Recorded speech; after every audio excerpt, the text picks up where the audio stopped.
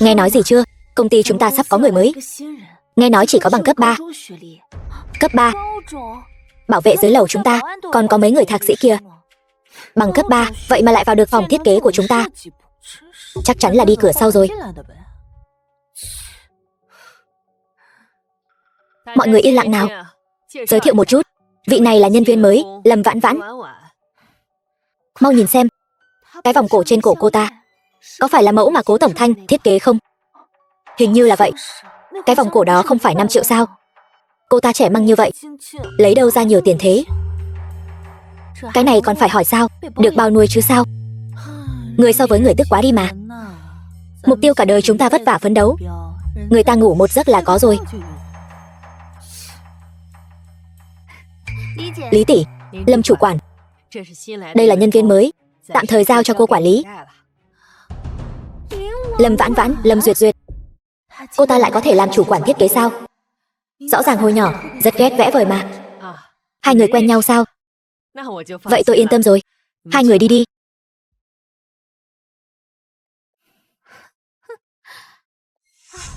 Lâm Vãn Vãn, tôi cũng không biết cô gặp được vận may gì mà có thể vào nhất tâm. Tuy nhiên, sau này làm việc dưới trướng tôi, chỉ cần không đạt tiêu chuẩn thì lập tức cút xéo cho tôi. Nghe rõ chưa? Cô Lâm Vãn Vãn, cô nhất định phải ở lại nhất tâm. Đây là ước mơ của cô mà. Tôi biết rồi, Lâm chủ quản. Nhưng mà cô ngay cả đại học cũng chưa tốt nghiệp, cũng chẳng làm được việc gì. Chi bằng cô cứ giúp mọi người làm chân sai vặt trước đi. Tháng sau, cuộc thi thiết kế trang sức của chúng ta, mọi người nhất định phải nỗ lực nhiều hơn, cố gắng giành vinh quang cho nhất tâm chúng ta. Có việc lặt vặt gì đều có thể giao cho Lâm Vãn Vãn làm. Màu đỏ cho bộ phận sản xuất, màu trắng cho bộ phận marketing. Nhớ chưa? Nhớ rồi. Đúng rồi, đã đến bộ phận thiết kế của chúng ta rồi thì đều là người một nhà cả. Đừng khách sáo, cứ việc sai bảo.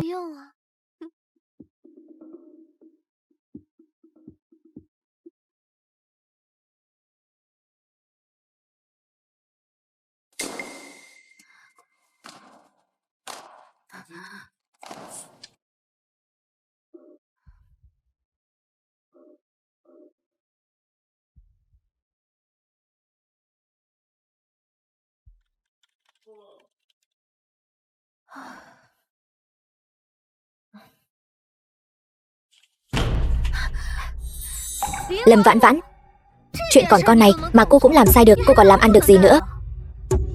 Tôi đã nói với cô rồi mà. Màu đỏ cho bộ phận marketing, màu trắng cho bộ phận sản xuất. Vậy mà cô cũng đưa nhầm được. Lâm Duyệt Duyệt, cô. Lâm chủ quản, cô lúc trước nói là màu đỏ đưa cho bộ phận sản xuất, màu trắng đưa cho bộ phận marketing. Tài liệu này là phải đưa hàng ngày đấy. Cả văn phòng đều biết, tôi làm sao mà nhầm được. Nếu không phải vì tôi không yên tâm nên đi xem lại. Cô biết lần này công ty bị thiệt hại bao nhiêu không? Đúng vậy, vị đồng nghiệp mới này là cô đã nhớ nhầm. Làm sai thì phải nhận, thoải mái thừa nhận là được rồi. Làm như chúng tôi đang chèn ép cô vậy. Chính xác, đi cửa sau vào thì thôi đi, còn làm gián đoạn công việc của chúng tôi nữa chứ. Đều là người của Lâm Duyệt Duyệt, bọn họ chắc chắn là cố ý làm khó mình. Lâm Vãn Vãn, tôi cứ tưởng là gì, tuy cô ngu ngốc, nhưng bảo cô làm chân sai vặt, đưa đồ thì chắc không sai được. Không ngờ, cô ngay cả đầu tiên tôi tự nộp hồ sơ, qua vòng phỏng vấn, mới vào được tập đoàn Nhất Tâm. Vị trí ứng tuyển là nhà thiết kế trang sức. Mới đến, thấy mọi người bận rộn, nên mới giúp đỡ mọi người. Thứ hai, tôi chắc chắn mình không nhớ nhầm. Không tin có thể xem camera. Cô cũng gan đấy. Một người đại học còn chưa tốt nghiệp thì cô lấy gì mà thiết kế? Đây chẳng phải là lãng phí trang sức, phung phí của trời sao? Tôi có khả năng thiết kế hay không? Đương nhiên phải xem đồng nghiệp phụ trách tuyển dụng quyết định. Còn thiết kế của mọi người, nói thật thì cũng khá bình thường. Nói hay như vậy, sao cô không lấy tác phẩm của mình ra cho mọi người xem thử? Được thôi, tôi sẽ tải xuống ngay bây giờ cho mọi người xem. Mình vào được Nhất Tâm là nhờ bản thiết kế thời xưa của Lâm Vãn Vãn. Nếu cô ấy lấy ra bản giống như vậy thì sẽ rắc rối. Lâm Vãn Vãn, bây giờ tôi đang nói với cô về vấn đề thái độ làm việc. Cô đừng có đánh trống lảng. Tôi rất chắc chắn mình không nhớ lầm. Lâm Vãn Vãn, cô nghĩ là nhiều người như vậy đều trách nhầm cô sao? Thôi bỏ đi. Xem như đây là lần đầu, nên tôi sẽ không tính toán với cô. Phạt cô dọn dẹp vệ sinh văn phòng 1 tuần. Nếu còn có lần sau thì viết đơn thôi việc rồi cút xéo cho tôi. Vẫn nên nghĩ cách ở lại đã. Ông ngoại phẫu thuật xong, hồi phục sức khỏe cũng cần rất nhiều tiền. Mình không thể mất việc này được. Xin lỗi Lâm chủ quản và mọi người. Vừa rồi đúng là thái độ của tôi không tốt. Sau này tôi sẽ khiêm tốn tiếp thu sự chỉ dạy của mọi người. Vậy mới đúng chứ. Làm việc cho tốt. Nếu văn phòng chúng ta đạt được giải thưởng vệ sinh nào đó, chẳng hạn, biết đâu tôi còn cho cô làm phụ tá cho nhà thiết kế của tôi. Tôi biết rồi, cảm ơn đã cho tôi cơ hội.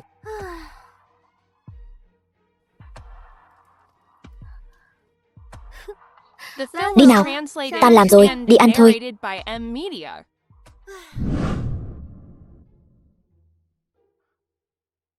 Lão đại, hôm nay là ngày đầu tiên phu nhân đi làm. Anh không đến xem sao? Đúng rồi, cậu không nói tôi cũng quên mất. Cô ấy ở phòng thiết kế phải không? Tôi đi xem sao? Lão đại, anh trực tiếp đến đó e là không ổn. Hay là để tôi đi xem giúp anh trước? Không sao, cứ phối hợp diễn với tôi là được.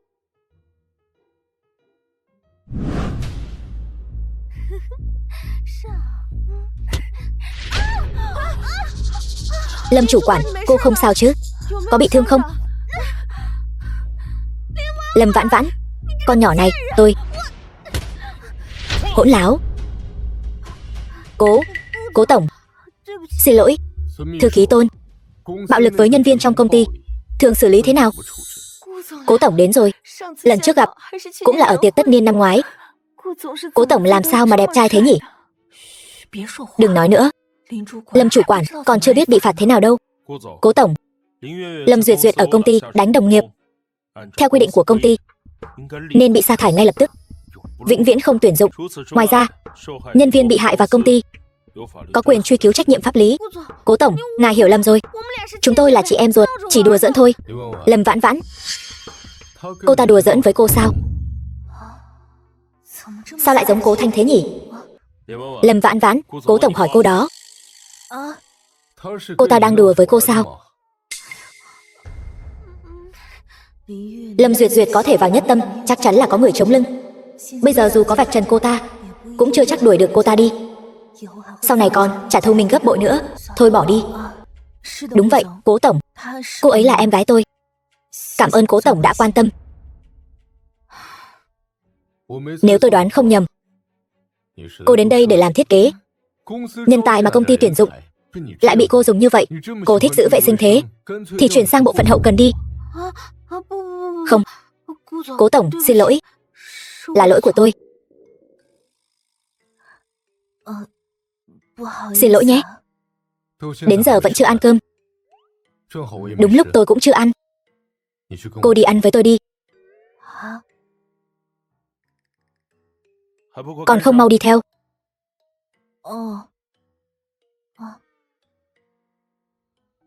Lâm Vãn Vãn đáng ghét. Tất cả là tại cô, suýt nữa hại tôi mất việc. Cô cứ đợi đấy.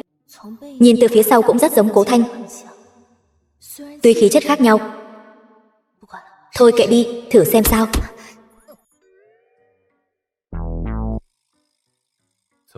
Sao thế, Lâm Vãn Vãn? Có con muỗi. Sao lại biến mất rồi? Xin lỗi, Cố tổng. Không sao. Suýt nữa thì kêu lên vì đau. Xem ra Vãn Vãn đã bắt đầu nghi ngờ thân phận của mình rồi. May mà mình phản ứng nhanh. Xem ra phải diễn cho giống hơn mới được. Chẳng lẽ thật sự là mình nghĩ nhiều rồi? Nhưng gần đây trùng hợp quá nhiều. Trước đó Tiểu Tôn nói anh ta chỉ là nhân viên bình thường, sao bây giờ lại thành thư ký của tổng giám đốc rồi? Sao cô ấy cứ nhìn cậu mà không nhìn tôi vậy?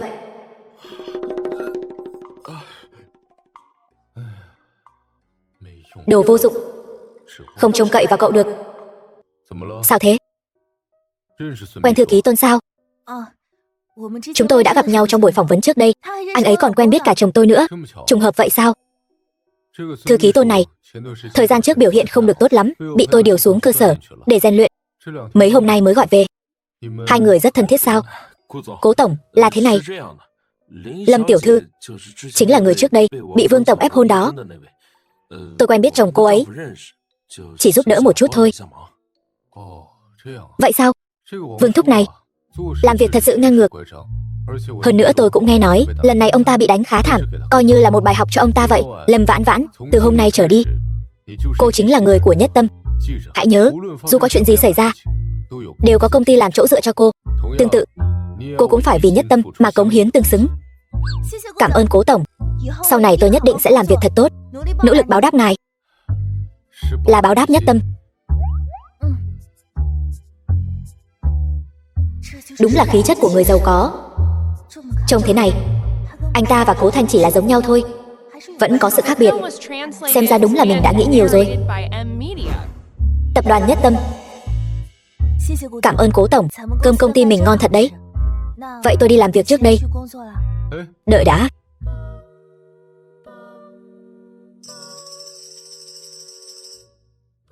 Lâm Vãn Vãn, tỉnh táo lại đi. Dù họ rất giống nhau, nhưng không phải cùng một người. Cố tổng, tuy ngài không phải loại người như Vương tổng, nhưng tôi vẫn phải nhắc lại với ngài, tôi đã kết hôn rồi.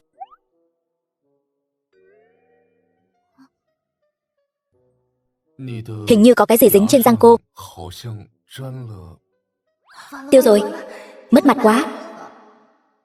Lại trời, có thể cho con một cái khe đất để nhảy xuống không? Được rồi, làm việc tiếp đi. Vâng, cố tổng. Cẩn thận.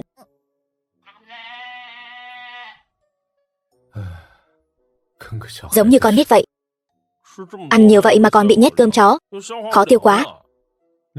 Cậu từ đâu chui ra vậy? Lo ăn của cậu đi.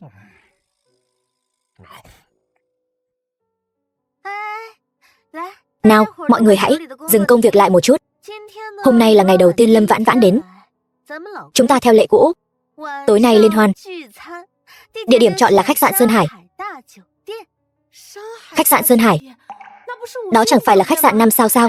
Không phải cô trả tiền thì sợ gì? Tôi thấy Lâm chủ quản muốn dằn mặt Lâm Vãn Vãn đấy. Nhưng mà nhìn sợi dây chuyền 5 triệu của cô ấy, chắc là không thiếu tiền đâu. Chúng ta cứ chặt chém cô ta một bữa ra trò.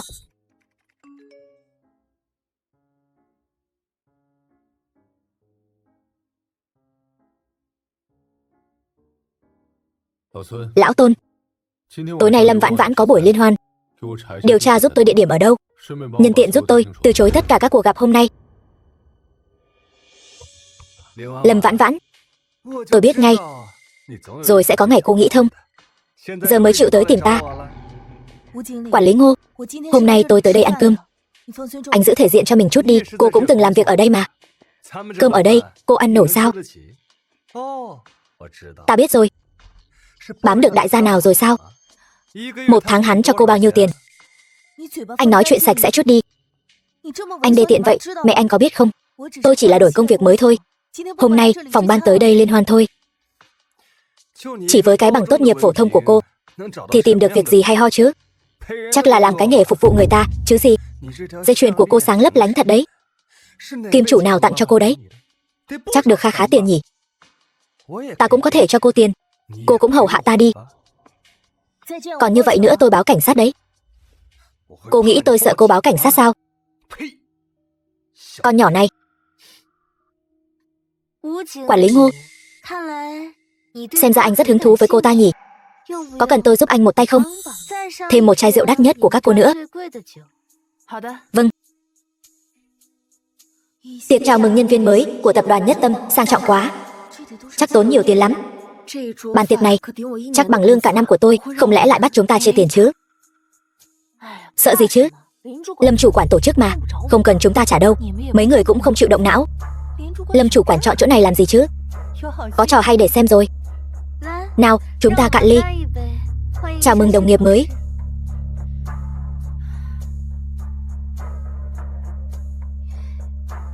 Cảm ơn mọi người. Sau này xin giúp đỡ nhiều hơn.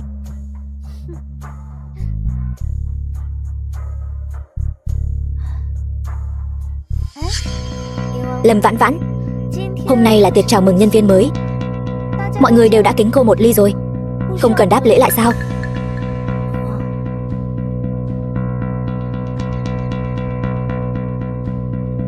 Vậy tôi kính mọi người một ly. Khoan đã, cô kính ai vậy? Đúng vậy, làm gì có ai qua loa như cô chứ? Cái này rõ ràng là không coi chúng tôi ra gì mà. Xin lỗi, tôi không uống được nhiều lắm. Vì mọi người đã yêu cầu như vậy rồi, thì cô cứ làm theo đi. Lâm chủ quản, vậy tôi kính cô một ly trước.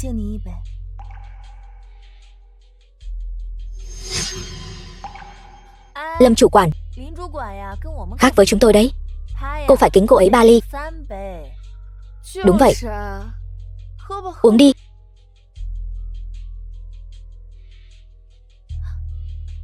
Được rồi, cô rất biết điều đấy. Mau đi kính các vị tiền bối khác đi. Sau này họ nhất định sẽ chăm sóc cô thật tốt. Tôi kính cô một ly.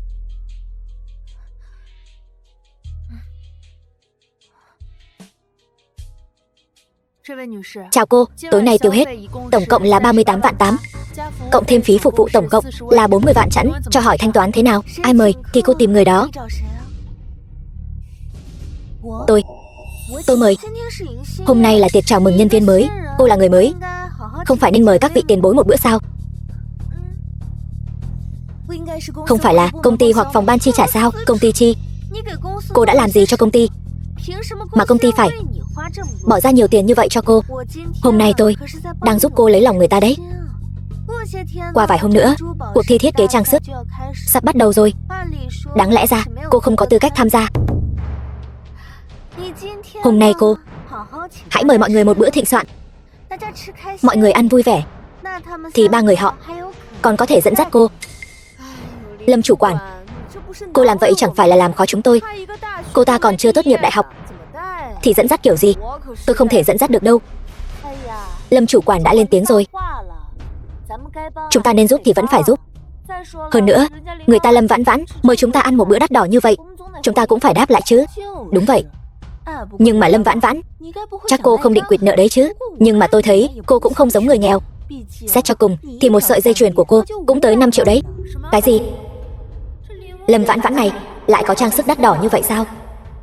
Lần trước mình hỏi cô ta có phải gian díu với Cố Thanh Trạc không, cô ta lại còn giả vờ lừa mình là không quen biết.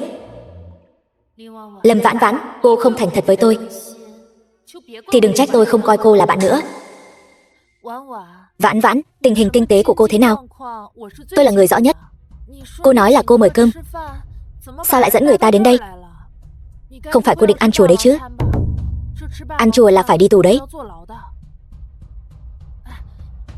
Mọi người, hay là giúp cô ấy góp tiền đi. Đồng nghiệp cũ của cô đối xử với cô tốt thật đấy, nhưng mà góp thì không thể góp được. Lâm Vãn Vãn dẫn chúng tôi đến đây, không thể nào lại còn muốn chúng tôi giúp cô ta trả tiền chứ. Cô còn từng làm phục vụ ở khách sạn nữa cơ mà. 1 tháng mấy nghìn tệ, làm sao mua nổi sợi dây chuyền 5 triệu? Tôi đã nói rồi mà, trẻ như vậy sao có thể tự mua nổi chứ? Hơn nữa rõ ràng là chỉ có bằng cấp 3, vậy mà lại có thể vào phòng thiết kế trang sức của tập đoàn Nhất Tâm chúng ta. Điều này có nghĩa là gì? Chắc mọi người không phải không hiểu chứ. Vãn Vãn, sao cô có thể làm như vậy chứ? Trước đây quản lý Ngô đã nói với chúng ta rồi, nói là cô hay đi ngủ với người ta. Cô nói bậy. Được rồi, chúng tôi không có thời gian ở đây dây dưa với cô đâu. Mau thanh toán đi. Lâm Duyệt Duyệt, cô nhất định phải tuyệt tình như vậy sao? Chị gái tốt của tôi, cô hiểu lầm tôi rồi. Bữa ăn này tôi cũng không phải là không thể thanh toán giúp cô, nhưng nếu như vậy thì những đồng nghiệp này của chúng ta sau này có thể không có cách nào hòa thuận với cô được. Biết người biết mặt không biết lòng. Lâm Duyệt Duyệt, cô quả nhiên vẫn muốn hãm hại tôi. Nếu không thanh toán thì cô ta sẽ có lý do đuổi việc mình. Nhưng mình nào có nhiều tiền đến vậy. Mau trả tiền đi, chúng tôi còn phải quay về sửa bản thiết kế. Không có tiền, đeo trang sức 5 triệu, còn định quỵt nợ sao? Mặt dày thế này tôi mới thấy lần đầu. Lâm Vãn Vãn, cô mà như vậy thì đừng trách tôi vô tình. Tôi cũng chỉ vì công việc. Quản lý Ngô, có người muốn ăn quỵt. Ai? Ai ở đây ăn quỵt đấy? Là cô ta, Lâm Vãn Vãn. Tôi đã nói, làm sao cô có tiền ăn uống ở khách sạn? Thì ra là định ăn quỵt. Tôi không có. Nếu không phải, vậy thì cô trả tiền đi. Nếu không tôi sẽ báo cảnh sát. Mau thanh toán đi. Nếu mà làm ầm lên đến đồn cảnh sát, cô không thấy mất mặt, tôi còn thấy mất mặt nữa đấy. Đúng đó, đến đồn cảnh sát, nhân viên có vết nhơ, tập đoàn Nhất Tâm sẽ không nhận đâu. Nếu cô thật sự không có tiền, cũng có thể dùng đồ trên người để thế chấp. Quản lý Ngô, cái dây chuyền của cô ta cũng đáng giá 5 triệu đấy. Nhiều vậy sao? Tôi không có tiền lẻ để thối lại đâu. Tuy nhiên, nhìn bộ đồ của cô cũng khá đáng giá đấy. Hay là cứ thế chấp ở đây đi. Nhưng mà giữa chốn đông người này, hay là chúng ta đi thuê phòng đi. Chỉ cần cô chiều tôi vài lần. Anh nằm mơ đi, tên biến thái. Nếu cô đã không biết điều như vậy, Lý Mai, lột đồ cô ta ra. Vâng.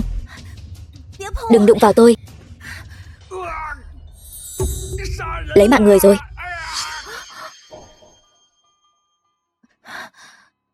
Cố tổng, nhân viên của tập đoàn Nhất Tâm chúng ta từ bao giờ lại để người khác bắt nạt thế này?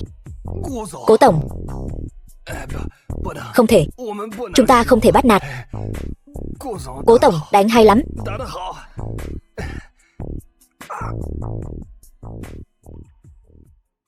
Nói đi, đã xảy ra chuyện gì?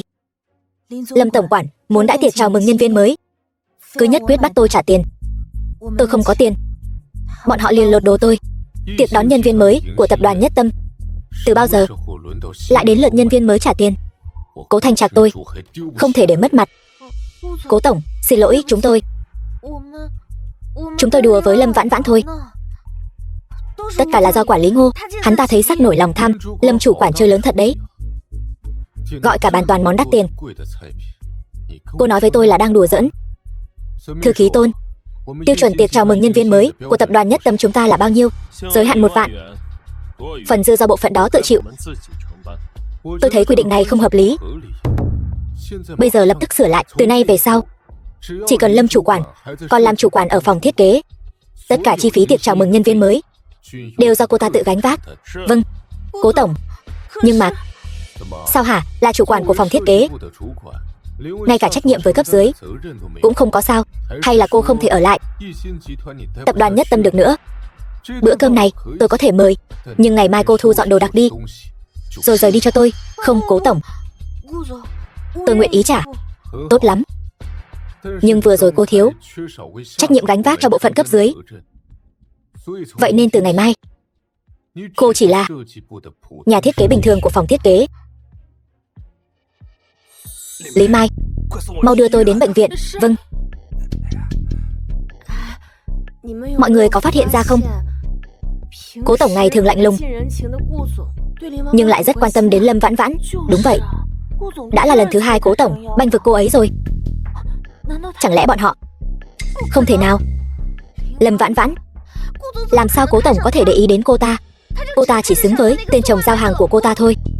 Chỉ có mình mới xứng với Cố Thanh Trạc. Cô ở đâu vậy? Để tôi đưa cô về nhé. Tôi không say. Cố tổng, cảm ơn anh lại giúp tôi, nhưng tôi đã có chồng rồi.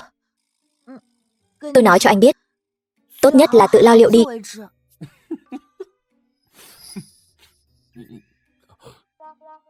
Cô uống nhiều rượu vậy rồi, tôi không thể bỏ mặc cô ở đây được. Nhưng tôi đã là đàn bà có chồng rồi. Cô xem, có phải hắn đang sàm sỡ cô ta không? Đúng vậy. Sao lại có thể như vậy chứ? Cô gái cần giúp đỡ không? Đừng báo cảnh sát. 2 người họ là vợ chồng. Thật hay giả vậy? Tôi thấy trên mạng, loại lừa đảo này nói là người thân, thực ra là kẻ buôn người. Tất nhiên là thật rồi. Đây là danh thiếp của tôi, có chuyện gì thì tìm tôi.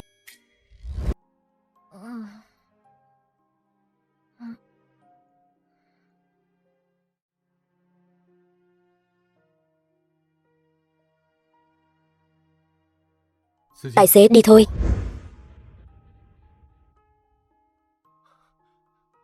Vợ yêu. Cố Thanh, anh đến nhanh vậy. Em vừa mới cá cược với anh ấy. Anh ta đâu rồi? Tất nhiên rồi. Bà xã đại nhân có yêu cầu, anh chắc chắn là có mặt ngay. Chồng yêu, em nói cho anh biết, anh đối xử với em tốt thật. Nhưng mà em không xứng đáng với anh tốt với em như vậy. Có chuyện gì vậy? Chồng, em nói cho anh nghe này. Ông chủ của công ty chúng ta ấy chính là người giàu có nhất, Vạn Thanh, Cố Thanh Trạc. Anh biết không? Ông ta cứ muốn tán tỉnh em. Em đã từ chối ông ta vẫn cứ muốn tán tỉnh em. Xin lỗi, chẳng phải điều này chứng tỏ vợ tôi rất có sức hấp dẫn sao? Bế em về đi. Thôi được rồi, chúng ta về nhà thôi. Đi nào. Chậm thôi, chậm thôi. Thằng chồng giao hàng vô dụng của Lâm Vãn Vãn lại chính là Cố Thanh Trạc.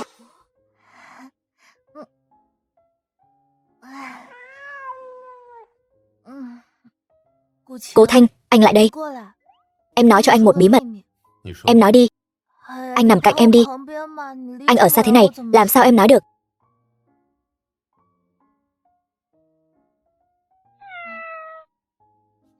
Em nói cho anh này, Cố tổng của chúng em thật sự rất giống anh. Lại tưởng tượng nữa rồi phải không? Anh là ông chủ lớn nào đó. Không có đâu.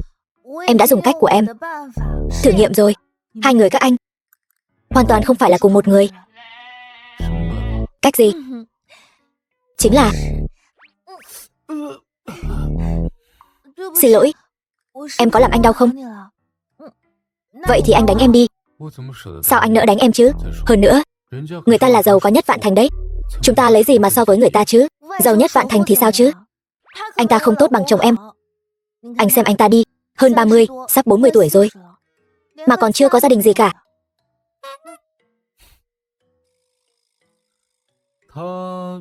Thật ra, anh ấy mới 28 tuổi. Chồng, anh còn nhớ anh ta có một người chú không? Chính là cái ông Vương tổng biến thái đó. Anh nói xem, anh ta với chú của anh ta quan hệ thân thiết như vậy, liệu anh ta có thói quen biến thái nào không?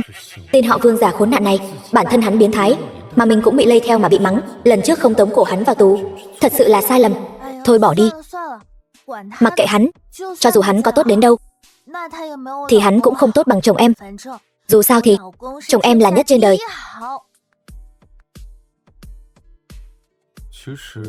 Thật ra, anh ta cũng khá tốt.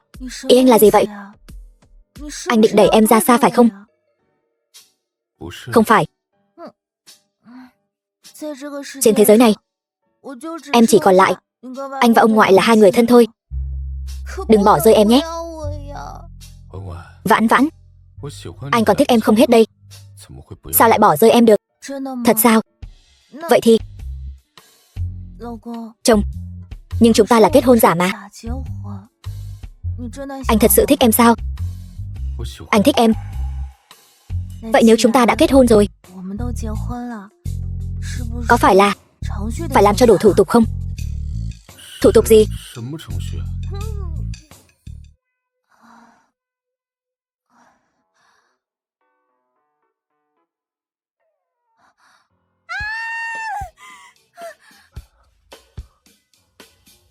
Sao vậy vợ yêu? Anh, ta, hai chúng ta làm sao vậy? Chúng ta, tối hôm qua ta uống say, anh đưa em về, rồi ta chẳng nhớ gì nữa. Em không nhớ. Hình như anh cũng không nhớ. Chàng không được làm tên Sở Khanh đâu đấy. Nói vậy là nhớ ra hết rồi sao? Vậy là chúng ta thật sự... Vậy là em phải chịu trách nhiệm với anh rồi. Chàng không thể cướp lời ta nói chứ. Yên tâm đi, ta sẽ chịu trách nhiệm với nàng. Dù sao thì chúng ta là kết hôn theo hợp đồng. Lại đây. Nhưng ta cũng tuyệt đối không phải loại đàn bà mặc xong quần rồi thì trở mặt. Nên chàng cứ yên tâm, ta cũng sẽ chịu trách nhiệm với chàng. Lâm Vãn Vãn thật sự rất giống nàng ấy. Sau tối qua, ta gần như có thể chắc chắn, nhưng vẫn còn thiếu một chút gì đó. Nhưng dù Vãn Vãn không phải người phụ nữ đó, hình như ta cũng đã thích nàng rồi. Ta đi làm đây. Chàng cũng mau đi làm đi. Được.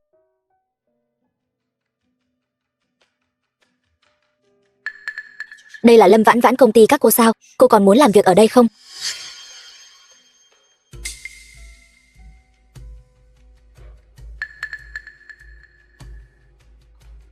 Manh Manh, chuyện này là sao? Hình như họ có gì đó không đúng. Vãn Vãn tỷ, tỷ cuối cùng cũng đến rồi. Tỷ lên top tìm kiếm rồi. Top tìm kiếm. Tỷ xem này.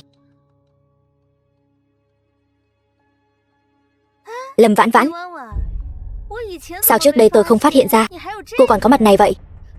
Quan hệ với nhiều đàn ông như vậy, dơ bẩn thật. Vậy chẳng phải là nói rõ rồi sao? Trang sức đắt tiền như vậy đều là do ngủ với người ta mà có thôi. Vậy nên cô có thể vào tập đoàn Nhất Tâm là do ngủ với tên cao tầng nào vậy? Các cô đang vu khống tôi đấy. Tôi có quyền kiện các cô. Tôi sợ quá đi. Cô đi kiện đi. Kiện xong rồi, để chúng tôi đào ra thêm nhiều phốt của cô cho mọi người xem nữa nhé. Lâm Vãn Vãn, cô dám nói người trong ảnh không phải là cô sao? Người là tôi, nhưng ảnh là giả. Cô cũng phải thừa nhận đó là cô chứ. Chẳng trách cô đồng nghiệp cũ của cô lại nói móc cô như vậy. Chắc chắn là không vừa mắt những chuyện bẩn thỉu cô làm vì tiền. Đấy mà, cô kiếm tiền bẩn bên ngoài chưa đủ sao? Còn ảo tưởng vào tập đoàn Nhất Tâm để làm ô nhiễm môi trường làm việc của chúng tôi nữa. Chúng tôi không muốn làm việc chung với kẻ dựa vào việc ngủ với người khác để vào công ty đâu. Tập đoàn Nhất Tâm chúng tôi làm việc thực sự không cần loại người vô lại chơi cháo như ngươi. Lâm Vãn Vãn, nếu ngươi còn chút tự trọng thì tự động cút khỏi Nhất Tâm. Cút ra ngoài. Cút ra ngoài. Cút. Ngươi còn đứng đây làm gì? Còn đứng đây làm gì? Mau cút đi. Cút đi.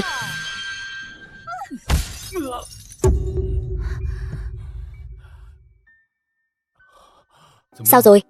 Không sao chứ?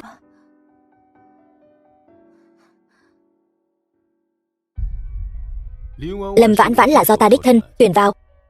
Có vấn đề gì thì bây giờ có thể hỏi ta. Cái gì? Lâm Vãn Vãn là do Cố tổng đích thân tuyển vào sao? Không phải chứ? Chẳng lẽ Cố tổng và Lâm Vãn Vãn kia ngươi không muốn sống nữa sao? Tập đoàn Nhất Tâm chúng ta luôn kiên trì một nguyên tắc, chính là năng lực và chức vụ phải tương xứng. Ta hoàn toàn tin tưởng Lâm Vãn Vãn có năng lực này, có thể đảm nhiệm vị trí nhà thiết kế trang sức. Trong cuộc thi thiết kế trang sức tháng sau, ta tin Lâm Vãn Vãn nhất định có thể khiến Nhất Tâm chúng ta phải nhìn bằng con mắt khác. Cái gì? Cuộc thi thiết kế trang sức không phải quy định chỉ có nhân viên làm việc 3 năm mới có thể tham gia sao? Tại sao cô ta, người mới vào làm, lại có thể tham gia chứ? Tôi làm 6 năm cũng chỉ được chọn một lần. Không biết Lâm Vãn Vãn đã rót bùa mê thuốc lú gì cho Cố tổng nữa. Cố tổng, theo quy định của công ty, chức vụ cần đủ 3 năm mới có thể đăng ký tham gia cuộc thi thiết kế trang sức. Sau khi đăng ký thành công, càng phải xét duyệt các loại tư cách mới có thể xác định được danh sách tham gia cuối cùng. Lâm Vãn Vãn hiện tại trên mạng đang đầy dẫy tin đồn để cô ta tham gia cuộc thi, chẳng phải là làm ảnh hưởng hình ảnh công ty chúng ta sao? Quy tắc là do người đặt ra. Hơn nữa tập đoàn Nhất Tâm chúng ta cũng là đơn vị đồng soạn thảo quy tắc của cuộc thi này. Ta sẽ lấy tư cách là thành viên ban tổ chức, xác nhận Lâm Vãn Vãn có năng lực này, có thể tham gia cuộc thi lần này. Ngoài ra, tin đồn trên mạng cứ để nó là tin đồn. Ta cũng sẽ cử người điều tra rõ ràng rốt cuộc là ai đang vào thời khắc quan trọng này gây rối loạn hoạt động bình thường của tập đoàn Nhất Tâm chúng ta. Cũng mong những người có mặt ở đây đừng lan truyền tin đồn. Lâm Vãn Vãn, người hãy chuẩn bị cho tốt, đừng để chúng tôi thất vọng, biết chưa? Cảm ơn Cố tổng đã tin tưởng. Tôi nhất định sẽ dốc hết sức. Còn về tin đồn trên mạng, tôi nhất định sẽ cố gắng tìm kiếm bằng chứng, tự chứng minh trong sạch. Còn kẻ đứng sau tung tin đồn, tôi nhất định sẽ khiến kẻ đó phải chịu sự trừng phạt của pháp luật. Nhưng nếu có vấn đề gì, có thể liên hệ với thư ký Tôn bất cứ lúc nào. Vấn đề danh tiếng cá nhân của cô cũng là vấn đề hình ảnh của tập đoàn Nhất Tâm.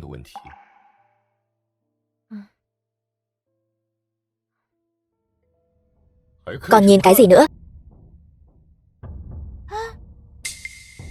Cố tổng, Tuy Lâm Vãn Vãn là chị gái tôi, nhưng tôi với tư cách là nhân viên của Nhất Tâm vẫn cần phải báo cáo với ngài. Cuộc sống trước đây của Lâm Vãn Vãn rất hỗn loạn. Vừa lên đại học thì đã Lâm Duyệt Duyệt, tôi với ông chủ của truyền thông Vạn Sơn có quan hệ khá tốt. Hay là tôi giới thiệu cô đi làm phóng viên săn ảnh nhé. Lâm Vãn Vãn, con tiện nhân này, đừng hòng giả nai, lừa gạt Cố tổng. Sẽ có một ngày tôi sẽ vạch trần bộ mặt thật của cô. Vợ. Chồng, sao anh lại ở đây? Em không sao chứ? Em không sao cả. Chồng, tin nóng trên mạng anh đã thấy chưa? Anh nghe em nói đó đều là giả. Yên tâm đi, anh sẽ tin em. Chồng, cảm ơn anh. Em là vợ anh không tin lời em thì còn tin ai nữa? Bây giờ em định đi đâu? Tôi đến khách sạn Sơn Hải. Những bức ảnh đó chắc chắn là do quản lý Ngô làm ra. Lâm Vãn Vãn ơi là Lâm Vãn Vãn, khách sạn Sơn Hải, cô còn giả nai nữa, khiến tôi đắc tội với Cố tổng. Tôi cũng sẽ không để cô yên đâu. Ngô Địch Hiến, anh bịa đặt những bức ảnh này rốt cuộc là muốn làm gì? Cô đang nói gì vậy? Sao tôi nghe không hiểu? Những bức ảnh này đều là ảnh chụp màn hình từ camera giám sát. Anh là quản lý sảnh, lấy được những video này quá dễ dàng. Sao hả? Tôi có thể lấy được camera giám sát là có thể chứng minh tôi làm sao? Lâm Vãn Vãn, cô không còn làm việc ở đây nữa thì đừng có ngày nào cũng đến đây quậy phá nữa được không?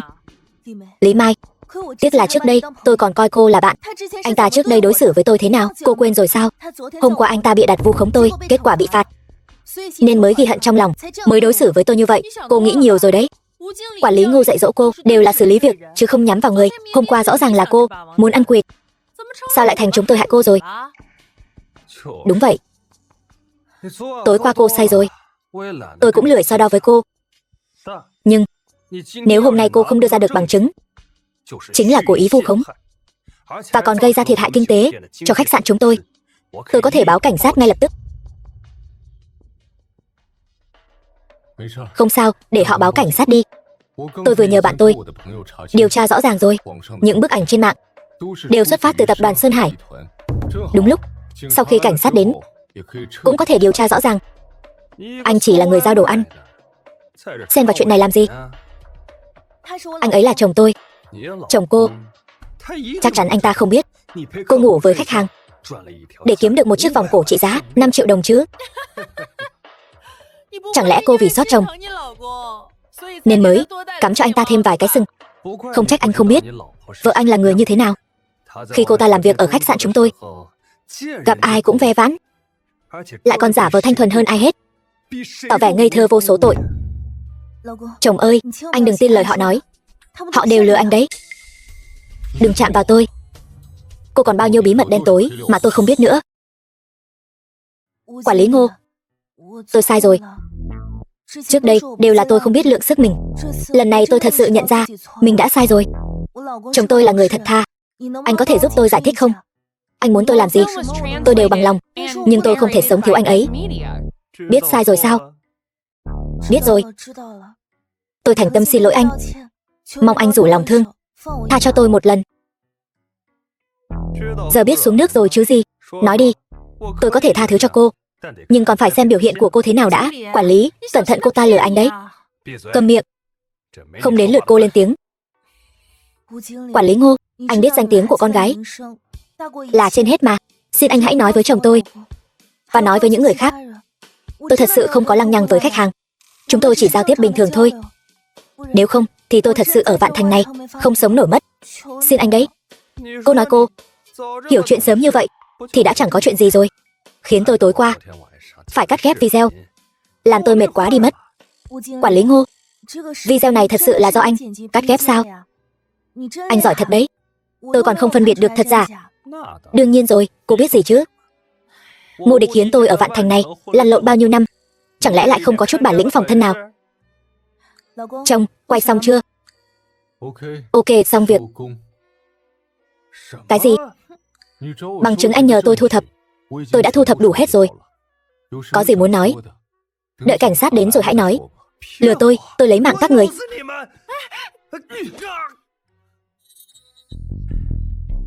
Cho dù các người có bằng chứng Thì đã sao? Tôi quen biết rất nhiều ông chủ. Các người không thể kiện tôi. Ngô Địch Hiến hiện đã điều tra rõ anh vu khống nhân viên của tập đoàn Nhất Tâm chúng tôi. Giấy triệu tập của bộ phận pháp chế chúng tôi sẽ gửi đến ngay lập tức.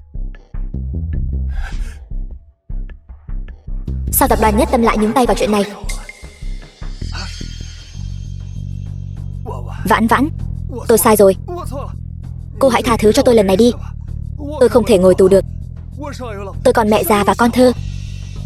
Lúc anh vu khống muốn hủy hoại tôi, có nghĩ cho tôi không? Tôi chỉ là nhất thời bốc đồng. Vu khống chỉ bằng một câu nói, bác bỏ tin đồn thì chạy gãy cả chân. Cho dù anh không có bằng chứng, người bị vu khống như tôi cũng sẽ bị bôi nhọ ngày càng đen tối hơn. May mà chồng tôi tin tưởng tôi. Nếu không, bây giờ anh vẫn còn trốn trong góc tối nào đó mà cười nhạo đấy. Nhưng tôi có thể tha thứ cho anh, bởi vì loại người cặn bã như anh, tôi không cần phải ghi hận cả đời. Không đáng, nhưng pháp luật sẽ không tha cho anh. Anh cứ chờ nhận bản án đi.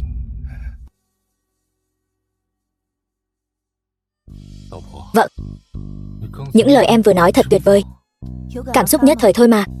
Hy vọng tất cả những người bị vu khống đều có thể dũng cảm dùng pháp luật để bảo vệ mình.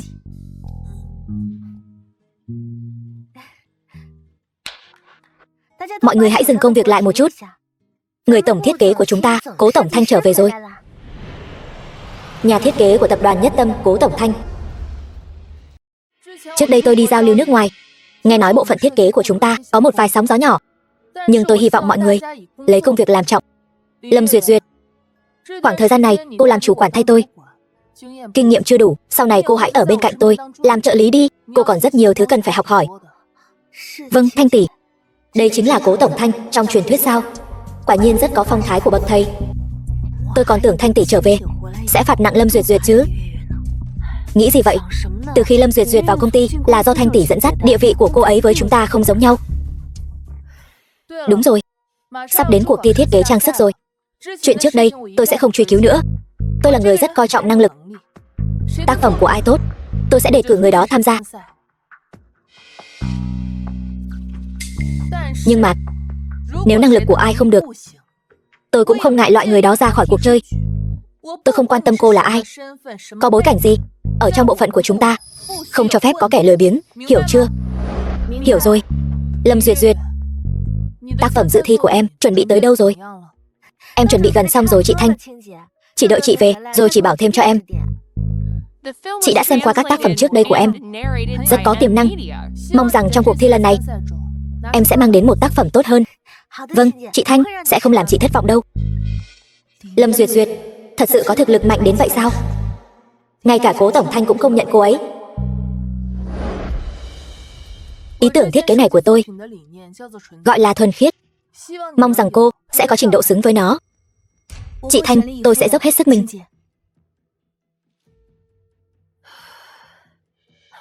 Trời ơi, khí chất này, đây chính là nhà thiết kế nổi tiếng quốc tế sao? Tôi sắp không thở nổi rồi. Quan trọng hơn là cô ấy là chị gái ruột của Cố Tổng. Chị gái ruột. Lâm Vãn Vãn, cứ để cô mơ đẹp thêm 2 ngày nữa đi. Sẽ có lúc cô khóc lóc cho mà xem.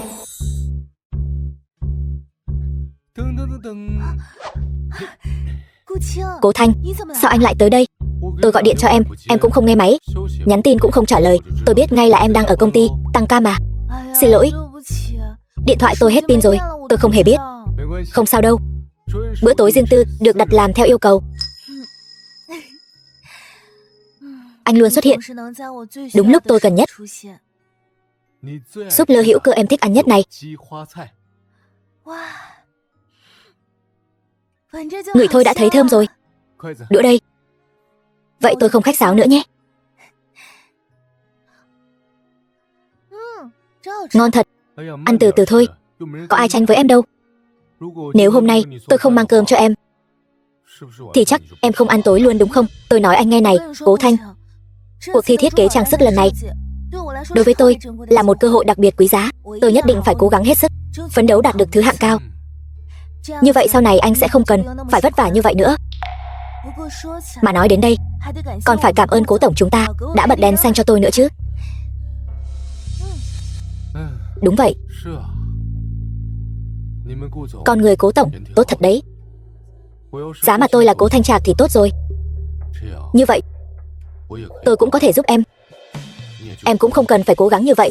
Nhưng nếu mình tiết lộ thân phận thì em có rời bỏ tôi không? Cố Thanh, anh nói gì vậy? Tuy Cố tổng là người tốt, nhưng trong lòng tôi, anh mới là duy nhất. Thôi được rồi, toàn lời ngon tiếng ngọt. Ăn đi. Vãn Vãn, tôi hỏi em một câu nhé. Tôi chỉ ví dụ thôi. Em nói xem, nếu tôi mà là Cố Thanh Trạc thì em có còn muốn kết hôn với tôi?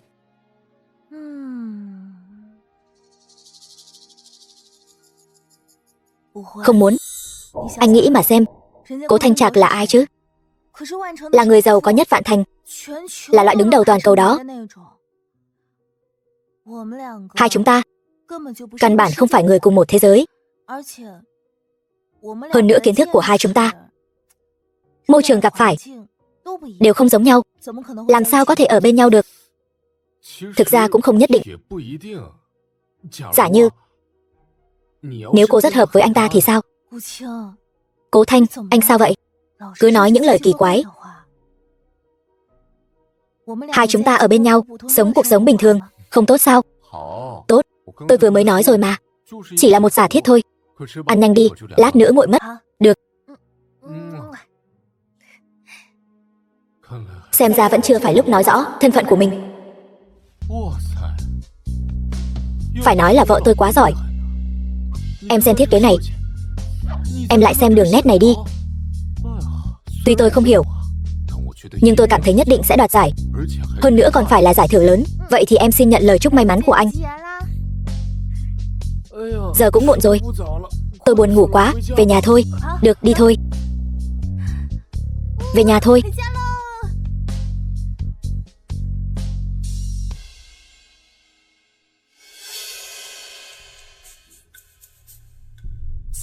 Thanh tỷ, bài dự thi lần này có chuyện gì?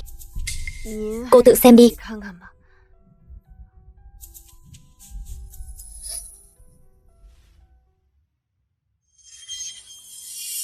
Mọi người đều biết tính tôi. Mắt tôi không chứa được sạn. Tôi chỉ nói với mọi người một câu. Muốn thiết kế tốt, trước tiên phải làm người tốt. Lâm Vãn Vãn, tôi chính thức tuyên bố cô bị sa thải rồi. Lần đầu thấy Thanh tỷ nổi giận thế này. Lâm Vãn Vãn rốt cuộc đã gây ra chuyện gì vậy? Thiên cơ bất khả lộ. Thiết kế của những người khác tôi đều đã xem qua, đã đệ trình lên ban giám khảo cuộc thi rồi. Còn về danh hiệu, mọi người cứ dựa vào bản lĩnh. Còn cô, Lâm Vãn Vãn, cô bị sa thải rồi. Bây giờ lập tức thu dọn đồ đạc, mau cút đi. Thanh tỷ, tôi muốn biết tại sao cô vô cớ sa thải tôi. Còn nữa, ý cô vừa rồi là tôi không phải người tốt sao? Tôi coi trọng thực lực,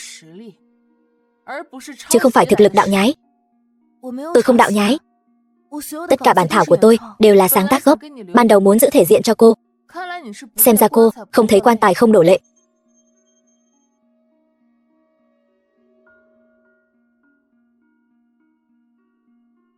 Phương án thiết kế của cô và Lâm Duyệt Duyệt giống hệt nhau. Đây chính là thứ cô nói với tôi. Thực lực của cô sao? Sao có thể? Lâm Vãn Vãn, chứng cứ rành rành ra đó. Cô nhận đi. Thế này còn không gọi là đạo nhái sao? Cô trực tiếp sao chép sao? Tôi ủng hộ quyết định của Thanh tỷ. Tuy tài năng tôi bình thường, nhưng tôi không thèm làm việc chung với kẻ đạo nhái. Lâm Vãn Vãn, cô giỏi thật đấy. Tôi luôn coi cô như chị gái, nên khi làm bản thiết kế đều không đề phòng cô. Giờ thì hay rồi. Cô không chỉ không thể ở lại Nhất Tâm, mà ngay cả nghề thiết kế cũng vĩnh viễn không làm được nữa. Không đúng, tôi không đạo nhái. Cô còn dám cãi? Lâm Duyệt Duyệt là do tôi một tay dẫn dắt. Tác phẩm của cô ấy tôi đều đã xem qua. Ngay cả tác phẩm thời đại học của cô ấy tôi cũng biết một chút. Có thể nói phong cách rất rõ ràng. Tác phẩm này cũng là phong cách của cô ấy. Chẳng lẽ cô còn muốn nghi ngờ tôi? Nhưng mà Lâm Vãn Vãn, tôi khuyên cô nên tự biết thân biết phận, ngoan ngoãn cút khỏi Nhất Tâm. Nếu không, với hành vi đạo nhái này, tôi có thể lập tức khởi kiện. Thanh tỷ, tôi xin được xem tất cả bản thiết kế của Lâm Duyệt Duyệt. Lâm Vãn Vãn, chuyện đã đến nước này, cô còn muốn làm gì? Được rồi, nếu ngươi không ngại mất mặt, vậy ta sẽ đáp ứng yêu cầu của ngươi. Thanh tỷ, nhưng mà đưa cho cô ta.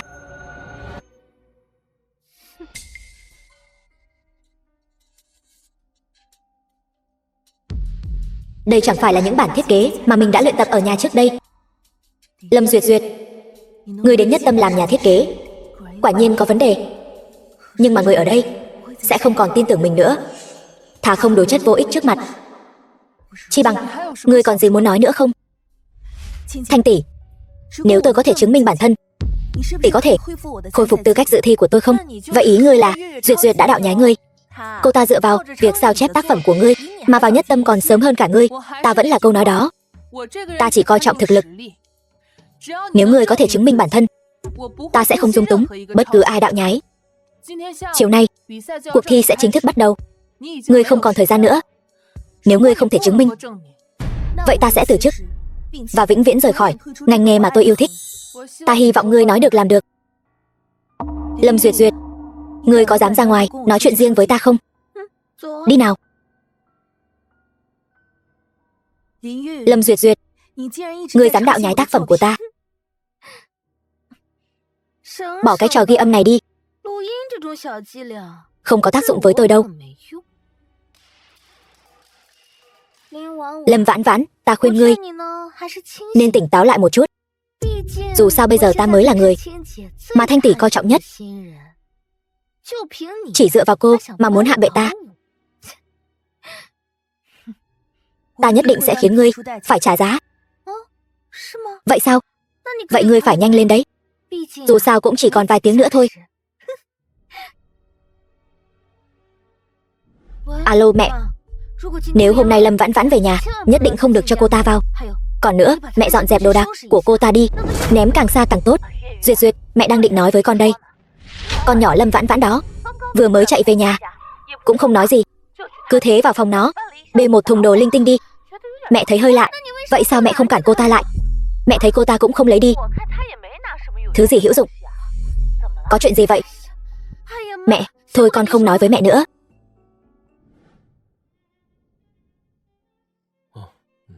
Cố tổng, sao cậu lại rảnh rỗi đến xem cuộc thi vậy? Chị đừng trêu em nữa. Chào cố giám đốc điều hành. Cậu đang tìm gì vậy? Lâm Vãn Vãn đâu?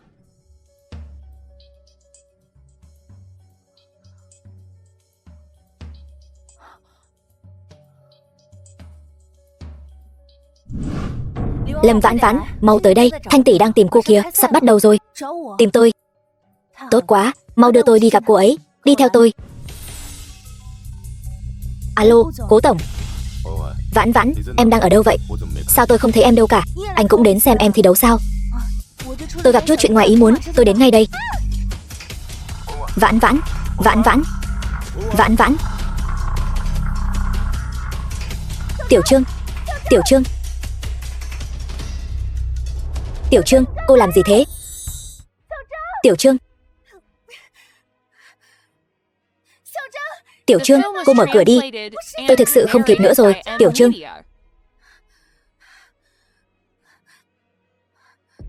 Tiểu Trương, có ai không? Giúp tôi với.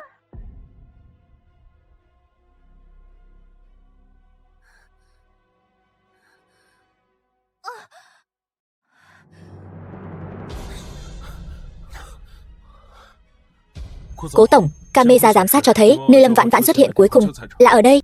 Tuy nhiên, camera phía sau bị hỏng, không thấy được vị trí cụ thể. Cậu đi hướng đó. Hai người đi hướng đó.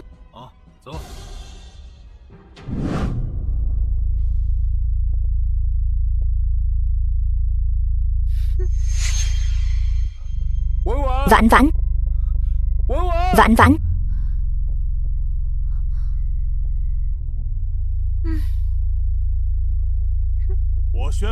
Tôi tuyên bố người chiến thắng cuộc thi thiết kế trang sức lần này là Lâm Duyệt Duyệt tiểu thư. Mời lên nhận giải.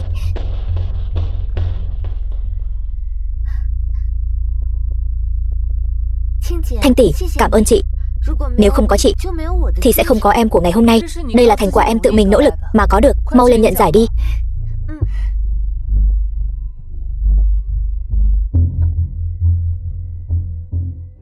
Khoan đã, tôi có bằng chứng chứng minh Lâm Duyệt Duyệt đạo nhái. Chuyện gì vậy? Người này là ai? Đạo nhái sao? Không thể nào. Đây là người mới mà Cố tổng hết lòng nâng đỡ mà. Ngay cả Cố tổng của tập đoàn Nhất Tâm cũng đến rồi. Xem trước đã. Lâm Vãn Vãn, tại sao cô cứ phải làm khó tôi? Cô đạo nhái tôi thì thôi đi. Hôm nay là ngày tôi nhận giải quan trọng nhất. Tại sao cô còn ở đây gây rối? Rốt cuộc ai mới là người đạo nhái, ai mới là người gây rối? Mọi người có thể nghe Lâm Vãn Vãn tiểu thư nói rõ ràng, rồi tự mình phán đoán.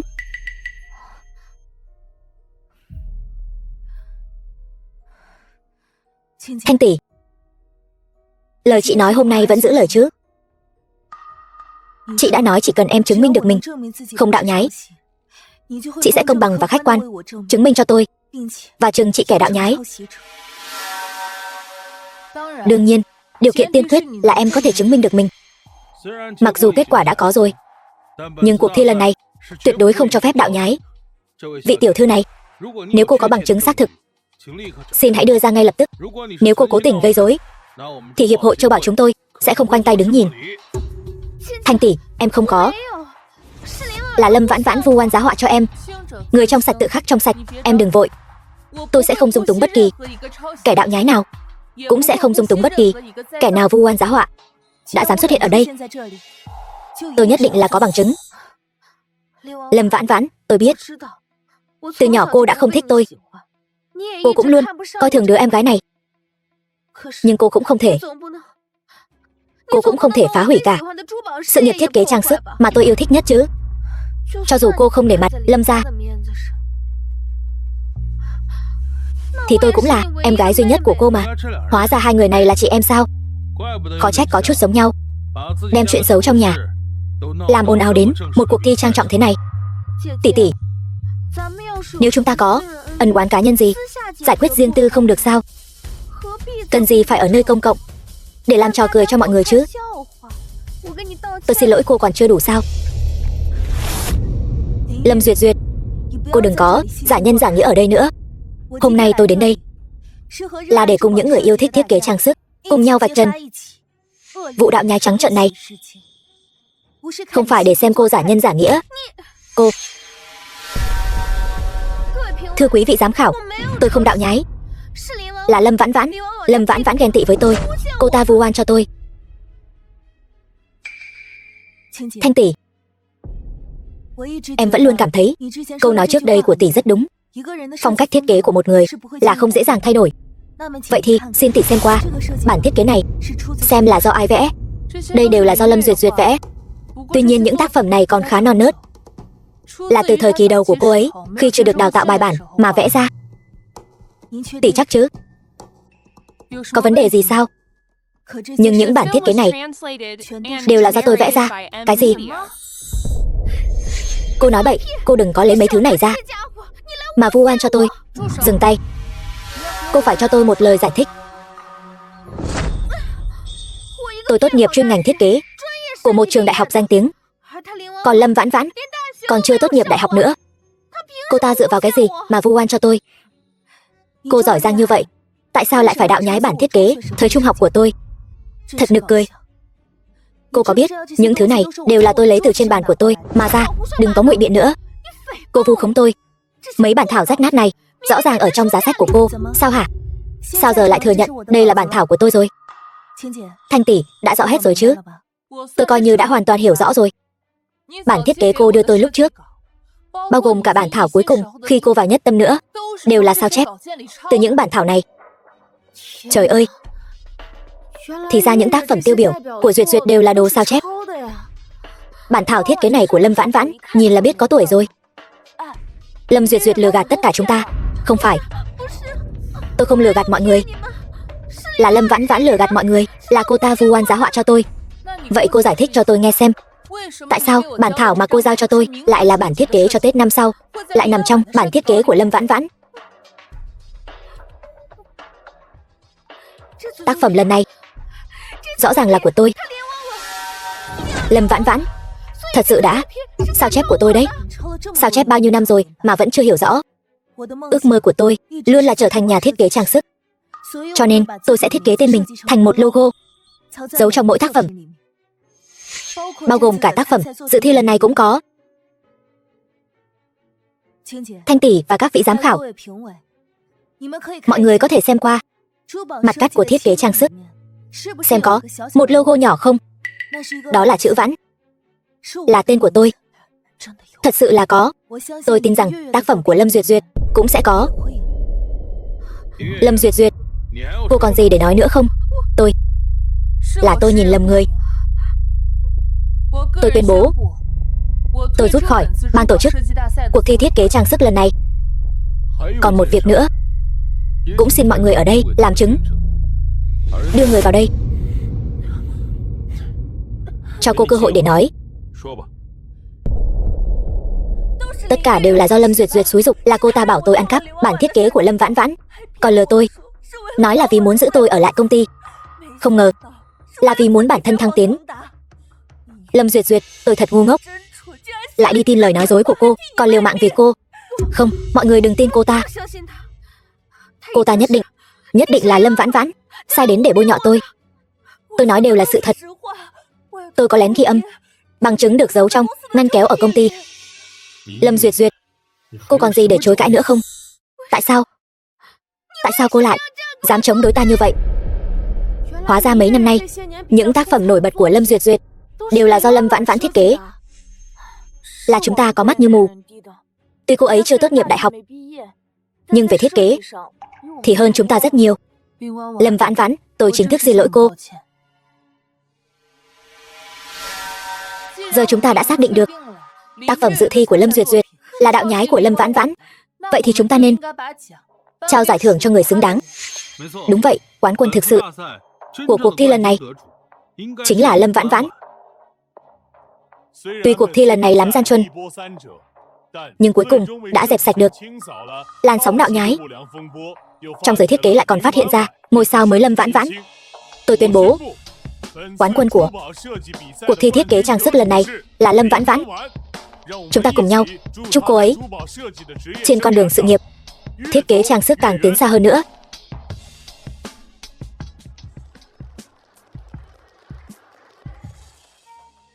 Đi đi, hãy giành lấy những gì thuộc về cô.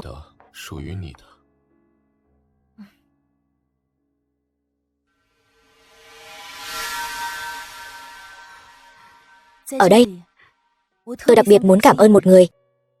Đó là chồng tôi, Cố Thanh. Nếu không có anh ấy bên cạnh và ủng hộ thì sẽ không có thành công hôm nay. Thật mong có thể ngay lập tức chia sẻ điều này với anh ấy. Cảm ơn mọi người. Các người căn bản không biết quá khứ của người đàn bà này dơ bẩn đến mức nào. Cô ta vừa trưởng thành lên đại học là đã lăng nhăng với đàn ông, rồi lại lén lút ra ngoài gặp gỡ đàn ông, cuối cùng ở trong nhà vệ sinh sinh ra một đứa bé mất khi còn non. Hôm nay cô ta đứng đây nhận giải thưởng này, thật là nhục nhã. Cuộc thi này của chúng ta rốt cuộc là thi cái gì? Thi bóc phốt sao? Tài năng và đức hạnh chưa chắc đã tỷ lệ thuận với nhau. Bảo vệ, lôi ra ngoài. Lâm Vãn Vãn, mày hủy hoại cuộc đời tao. Tao cũng sẽ không để mày yên đâu. Giờ tất cả mọi người đều biết mày là loại đàn bà lăng loàn, ai cũng có thể ngủ cùng. Xin lỗi, Vãn Vãn. Vãn Vãn.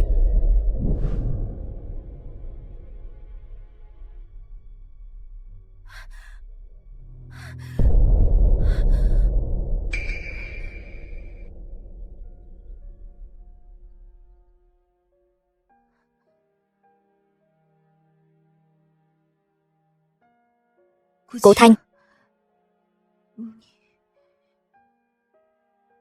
Anh biết hết rồi sao?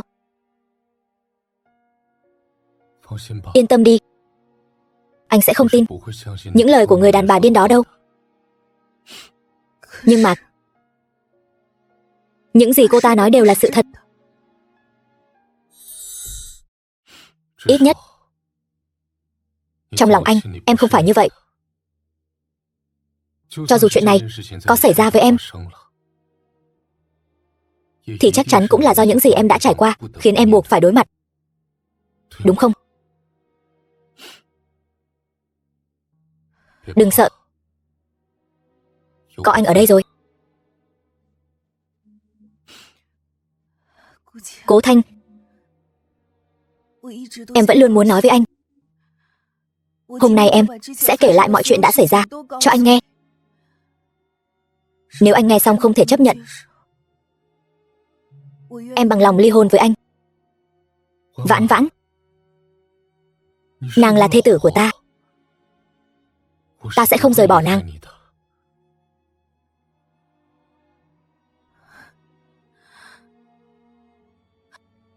Sáu năm trước, mẹ ta qua đời. Thế nhưng hài cốt mẹ còn chưa lạnh. Cha ta đã giết mẹ kế. Ưng Lệ cùng Lâm Duyệt Duyệt vào cửa. Anh có biết không? Đứa em gái Lâm Duyệt Duyệt này chỉ nhỏ hơn ta nửa tuổi. Cha em đã ngoại tình sớm như vậy rồi sao? Mẹ ta đối xử với ông ấy tốt như vậy. Trước lúc lâm chung vẫn luôn nhớ đến ông ấy, luôn dặn dò ta phải ở bên cạnh ông ấy, bảo ta đừng ngăn cản ông ấy tìm người phụ nữ khác. Nếu mẹ ta ở trên trời có linh thiêng mà biết được chuyện này, không biết bà ấy sẽ đau lòng đến nhường nào. Yên tâm đi, mẹ em tốt như vậy, ở thế giới bên kia nhất định sẽ rất hạnh phúc. Ta cũng sẽ luôn ở bên cạnh em. Ta sẽ không giống như cha em.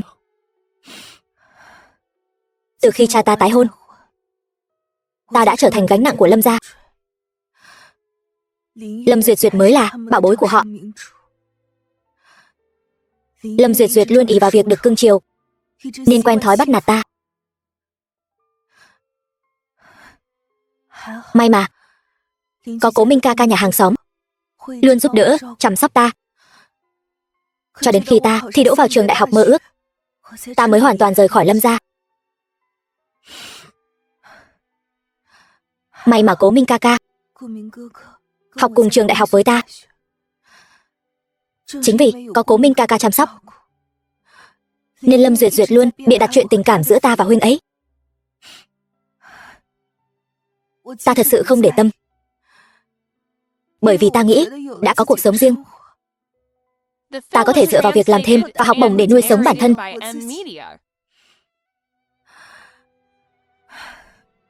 Nhưng hạnh phúc chẳng được lâu.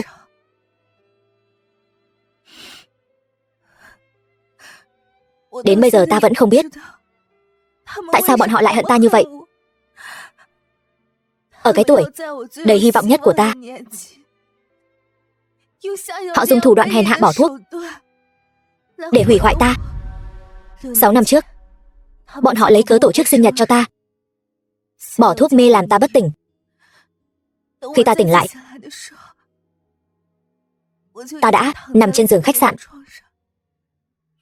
6 năm trước, lúc đó là lúc cha gặp chuyện, là thời điểm mấu chốt ta kế thừa gia nghiệp.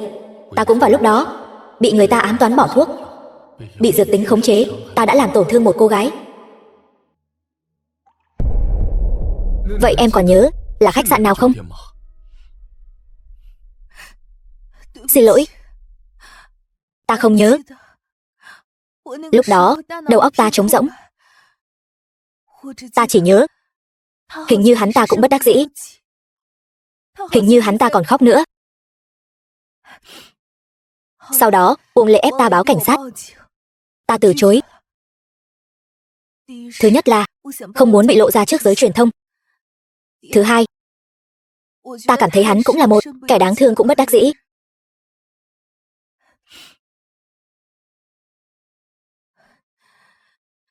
Bao nhiêu năm qua, ta cũng đã suy nghĩ kỹ càng. Từ đó về sau, việc buôn bán của Lâm gia khá là nhiều. Có lẽ lúc đó bọn họ đã bán đứng ta vì một lợi ích nào đó. Chẳng lẽ em đã bảo vệ ta sao? Nếu lúc đó nạn nhân báo cảnh sát thì sẽ không có Cố Thanh Trạc của ngày hôm nay.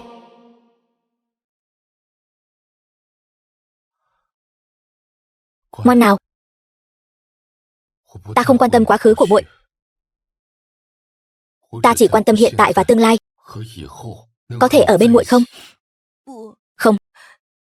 Anh nghe em nói hết đã. Kể từ đó, ta vốn định xem như chuyện chưa từng xảy ra. Nhưng rồi, ta phát hiện mình có thai.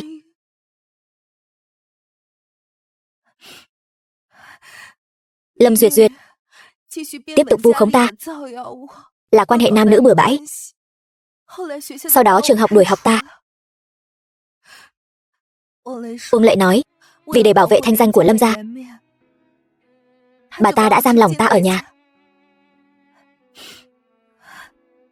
Sau đó, mãi cho đến khi ta đau bụng dữ dội,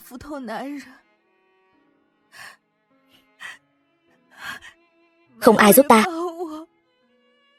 Ta một mình trong nhà vệ sinh, sinh đứa bé đó.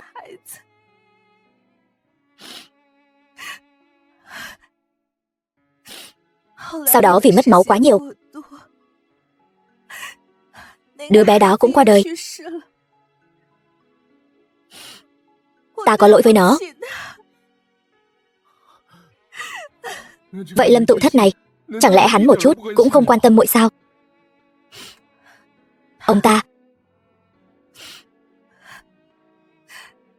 Ông ta chỉ là một tên vô dụng cực kỳ ích kỷ. Lúc đó ông ta cưới mẹ ta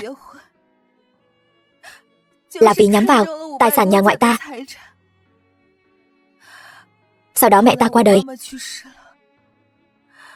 hắn liền vội vã tìm đối tượng kế tiếp. Đối với ông ta, ta chỉ là một gánh nặng mà thôi. Tên khốn Lâm Tụ Thất này, ban đầu bọn họ nói ta không biết giữ mình, làm mất mặt Lâm gia. Ta không biết sự thật, chỉ có thể mặc cho bọn họ mắng chửi. Nhưng sau đó, khi ta biết được tất cả những chuyện này đều do bọn họ bày ra,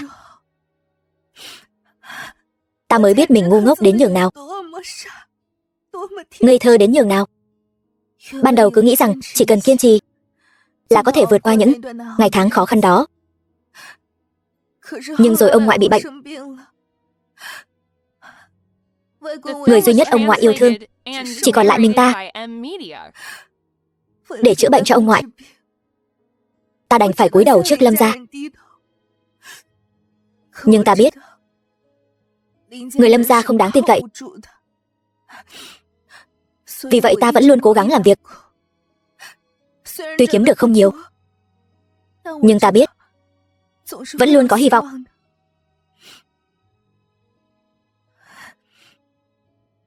Vãn Vãn, đều tại ta đã không gặp muội sớm hơn, để muội phải chịu nhiều khổ cực như vậy. Ta cứ nghĩ chỉ cần ta nhanh chóng tích góp đủ tiền chữa khỏi bệnh cho ông ngoại là có thể nhanh chóng thoát khỏi Lâm gia. Nhưng Lâm gia sẽ không để ta yên ổn. Bọn họ lại vì tiền mà bán ta cho tên Vương tổng đó. Ta không muốn gả cho Vương tổng đó, cho nên mới tìm đến huynh. Kết hôn chớp nhoáng, đăng ký liền tay. Cố Thanh, ta tàn tạ như thế này, huynh vẫn có thể chấp nhận sao? Vãn Vãn, chính là đám người ô uế Lâm gia đã hãm hại muội. Ta nhất định sẽ khiến bọn chúng chịu tội. Cố Thanh vô dụng thôi. Lâm gia tuy đến mức không thể cứu vãn, nhưng chúng có thế lực gia tộc. Chúng vì lợi ích, cái gì cũng dám làm. Hơn nữa ta nói với huynh những điều này là muốn thành thật với huynh, để huynh dễ quyết định. không phải để huynh giúp ta báo thù. Vãn Vãn, muội là thê tử của ta. Từ nay về sau, ta tuyệt đối sẽ không để bất cứ kẻ nào làm hại muội nữa. Còn chuyện trước kia, ta cũng sẽ khiến Lâm gia cho muội một lời giải thích. Muội nghỉ ngơi cho khỏe. Ta ra ngoài một lát, sẽ quay lại ngay. Cố Thanh, huynh đừng đến chỗ bọn họ.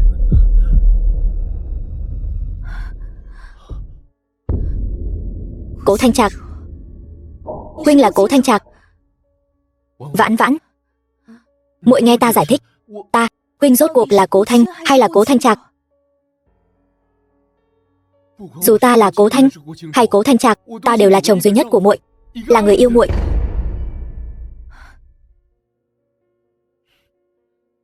Khó trách, ta vẫn luôn cảm thấy hai người có điểm tương đồng, nhưng ta không ngờ hai người lại là cùng một người. Thảo nào, một người giao hàng bình thường mà có thể mua được trang sức trị giá 5 triệu. Mỗi khi ta gặp khó khăn, huynh đều có thể ngay lập tức xuất hiện trước mặt ta. Thì ra ta đã sớm rơi vào tấm lưới lớn do huynh giăng ra. Ngay cả việc ta vào tập đoàn Nhất Tâm, tất cả đều là do huynh sắp đặt cả. Ta còn tưởng rằng cuộc đời ta cuối cùng cũng xuất hiện ánh sáng. Vãn Vãn, không phải như muội nghĩ đâu. Cố tổng, dạ làm người nghèo trải nghiệm cuộc sống chắc hẳn rất thú vị chứ. Vãn Vãn, huynh buông ta ra. Muội là vợ của ta, đừng gọi ta như vậy. Ta không dám nhận. Vãn Vãn, ta là chồng của muội, không có gì là dám nhận hay không dám nhận cả. Tất cả những gì đã xảy ra giữa chúng ta, chẳng lẽ muội đều xem như là diễn xuất của ta sao? Chẳng lẽ ta là Cố Thanh hay Cố Thanh Trạc thật sự quan trọng đến vậy sao? Ta vẫn là ta. Tất cả những gì đã xảy ra giữa chúng ta đều là thật. Huynh buông ta ra. Chồng của ta là Cố Thanh, không phải Cố Thanh Trạc.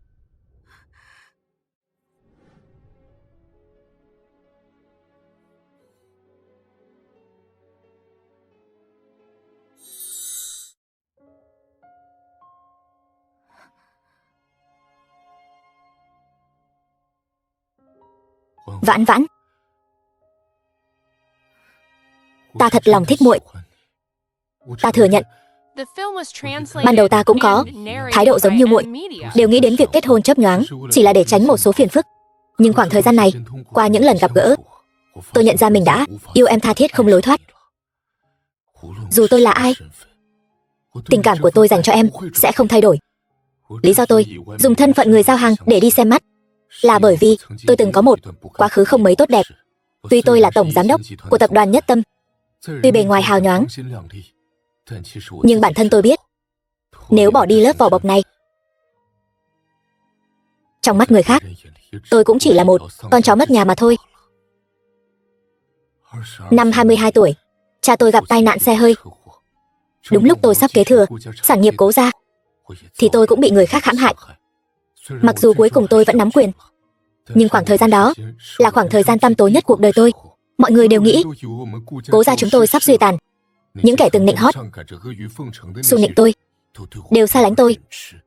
Thậm chí có người còn quay lại đạp tôi mấy cái. Hóa ra anh cũng từng xa cơ thất thế. Thảo nào anh diễn vai người giao hàng thật đến như vậy.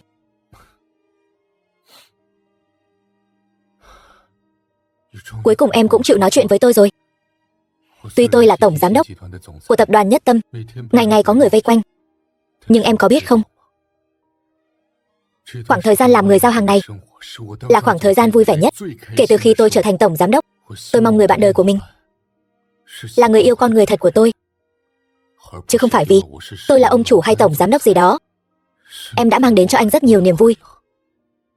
Còn một số chuyện mình chỉ có thể nói cho em biết sau khi làm rõ chuyện 6 năm trước.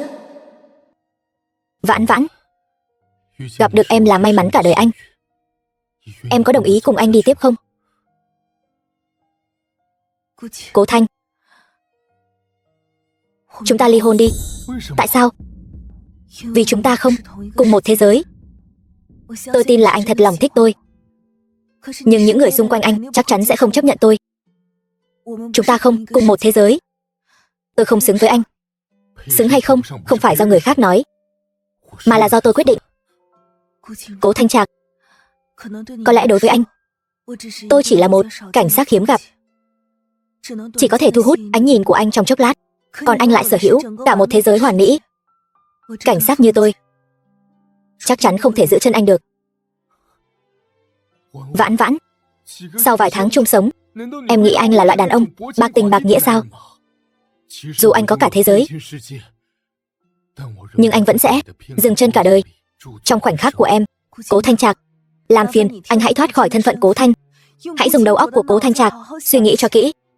Những gia tộc hào môn như Cố gia các người làm sao có thể đồng ý một người phụ nữ đầy tai tiếng như tôi gả cho anh chứ? Chuyện này em không cần lo. Tôi sẽ. Cố Thanh Trạc, mấy tháng nay chung sống, chúng ta cứ xem như một giấc mộng. Bây giờ tỉnh mộng rồi, chúng ta hãy trở về hiện thực đi. Vãn Vãn, lúc bắt đầu là do em quyết định, nhưng khi nào kết thúc cũng nên để anh quyết định một lần. Anh muốn làm gì? Anh làm gì vậy? Anh thả tôi xuống. Anh muốn đi đâu? Gặp phụ huynh. Ba mẹ, hai người nghĩ cách đi chứ? Chẳng lẽ cứ để Cố Thanh Trạc trả thù chúng ta như vậy sao? Toàn bộ hợp đồng của Lâm Thị đều bị cậu ta dùng thủ đoạn hợp pháp cắt đứt rồi. Bây giờ nhà cũng phải thế chấp.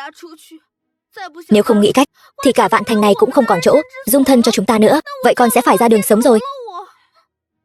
Thôi được rồi, con bớt nói vài câu đi. Ba, đều tại ba. Nếu lúc đó ba không nhân từ với Lâm Vãn Vãn như vậy thì làm sao cô ta có cơ hội trả thù chúng ta? Duyệt Duyệt, sao con lại đổ hết lỗi cho ba? Ba vẫn luôn nói với hai người làm việc đừng quá tuyệt tình. Vãn Vãn, nói cho cùng vẫn là người một nhà với chúng ta. Lâm Tụ Thất, ông nói vậy là có ý gì? Ý của ông là chuyện xấu đều do hai mẹ con tôi làm, còn ông là người tốt. Vậy bây giờ ông đi tìm con gái cưng của ông đi, xem cô ta còn nhận ông không. Bà xã, tôi cũng không có ý đó. Bà xem. Ba nhìn lại mình xem. Chúng ta có thể có chút khí phách nam nhi không? Thôi được rồi, nếu không phải tại con làm việc không nên thân lại còn làm hỏng việc thì sự việc làm sao ra nông nỗi này? Rõ ràng con biết Cố Thanh Trạc quen biết Lâm Vãn Vãn mà không nói cho ba mẹ biết. Bây giờ đắc tội với cậu ta rồi thì mới biết đổ lỗi cho ba mẹ. Đó chẳng phải là con muốn lấy lòng Cố Thanh Trạc trước hay sao? Con làm vậy đều là vì Lâm gia chúng ta, hay là thế này? Tôi đi tìm Vãn Vãn cầu xin. Thôi đi, cái bản mặt già của ông đáng giá mấy đồng. Tôi thấy vẫn nên nhanh chóng thu dọn đồ đạc, xem trong nhà còn vàng bạc châu báu gì không. Lát nữa người của ngân hàng đến thì chúng ta phải ra gầm cầu ngủ rồi. Mau dọn dẹp đi.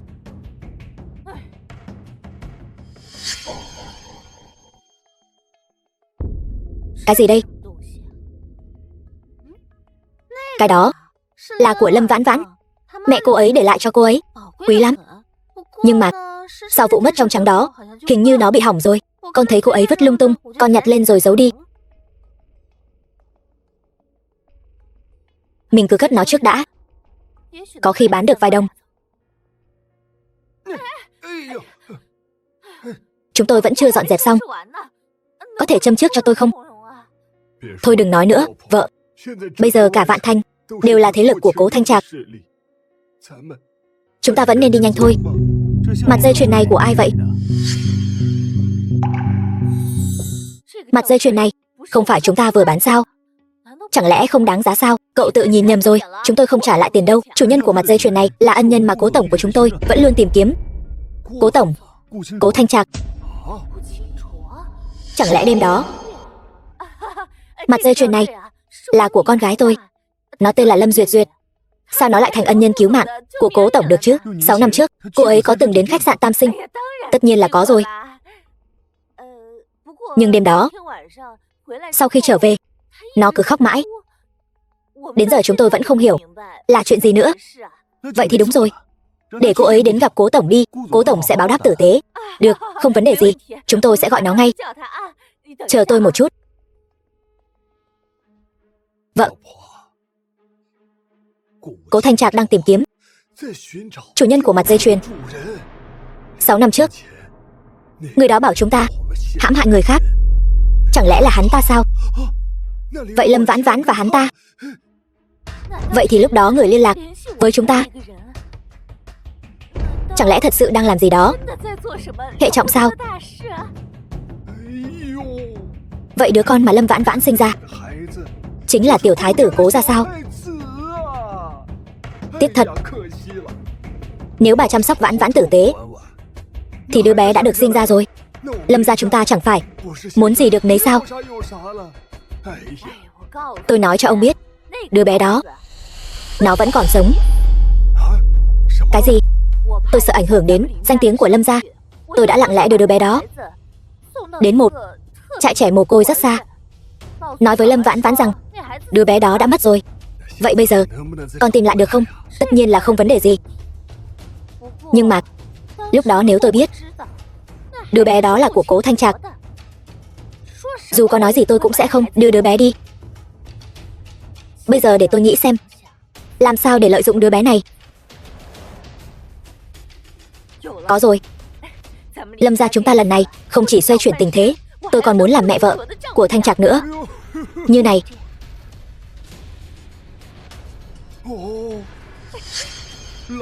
Vợ, nghe theo bà hết.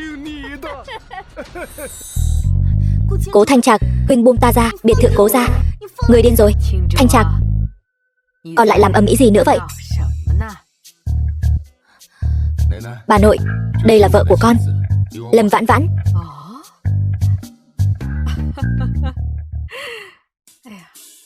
Lâm Vãn Vãn. Ta vừa xem trên tivi thấy con đạt được giải gì mà, quán quân thiết kế trang sức, đúng không? Con xem đấy, ở ngoài con bé xinh đẹp hơn trên tivi nhiều. Đúng vậy bà nội, chính là cô ấy. Vãn Vãn, gọi bà nội đi. Chào bà nội. Tốt.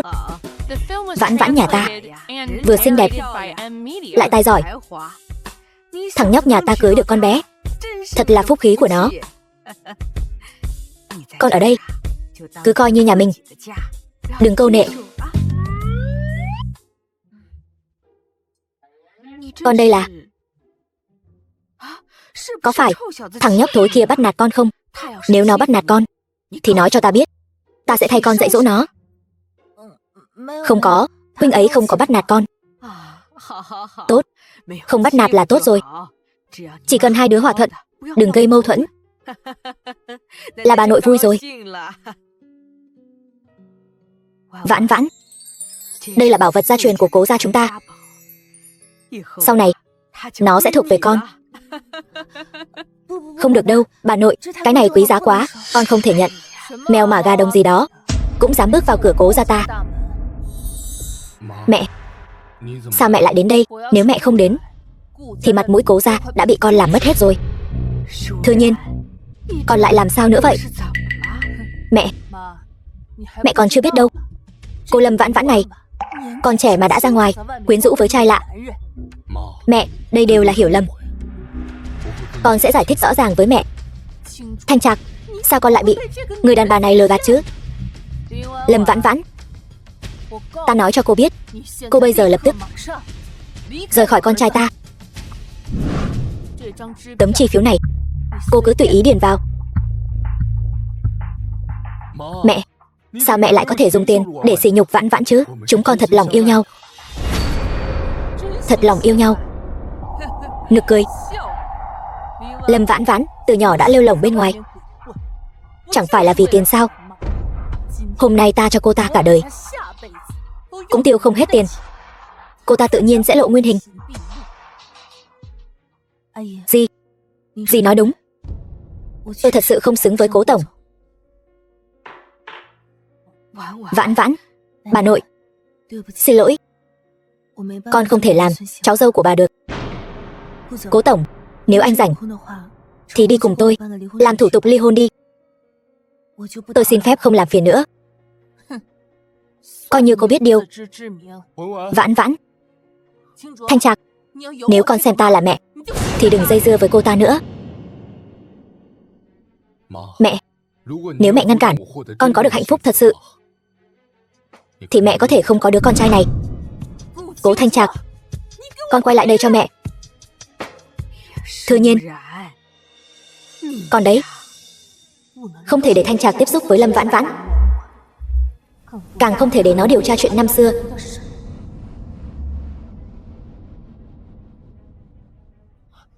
Vãn Vãn, Vãn Vãn, Vãn Vãn, Vãn Vãn.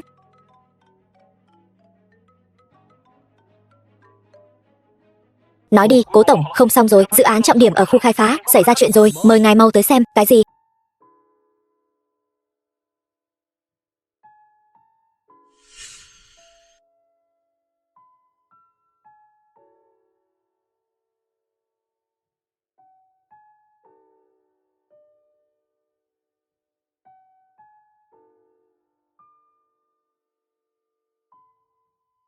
Tạm biệt, Cố Thanh.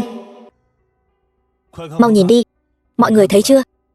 Tập đoàn Nhất Tâm phụ trách khu khai phá bị người ta gây rối rồi, hình như còn đánh nhau nữa. Nhất Tâm, phải đó.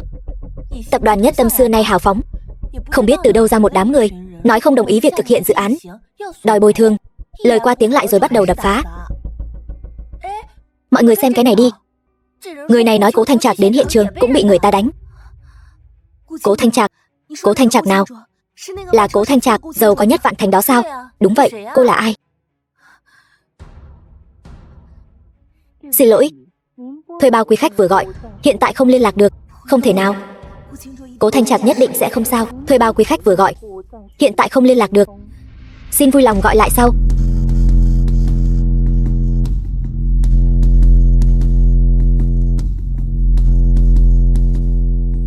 Cố Thanh Trạc, Cố Thanh Trạc. Xin chào, cho hỏi anh có biết Cố Thanh Trạc ở đâu không? Anh ấy thế nào rồi? Nhiều người như vậy, tôi làm sao biết được?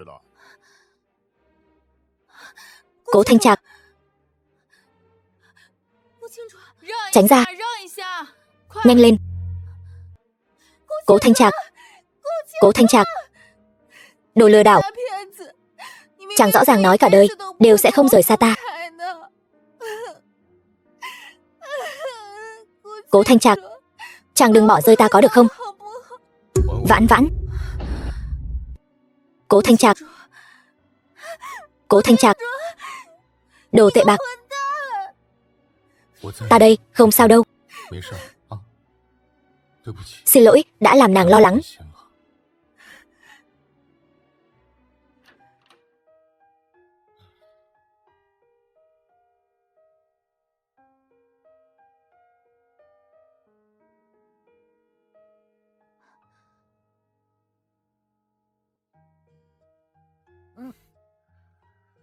Người ta bẩn quá, ta đi tắm trước.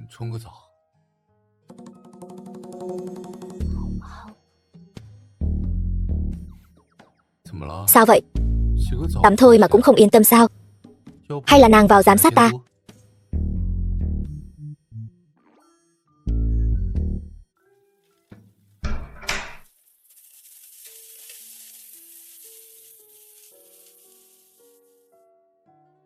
Nếu chẳng có mệnh hệ gì, ta nhất định sẽ hối hận cả đời.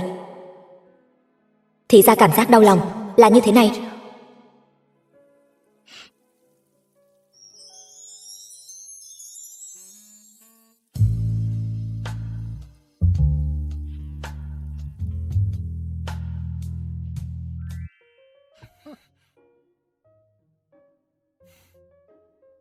Ban ngày là ai nhất quyết đòi ly hôn, bây giờ lại không thể rời xa ta rồi. Không thể nói như vậy, mau rút lại lời nói đi. Được, rút lại lời nói.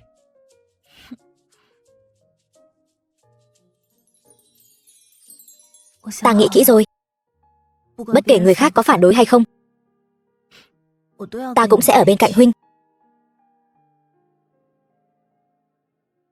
Vãn Vãn, ta cũng vậy.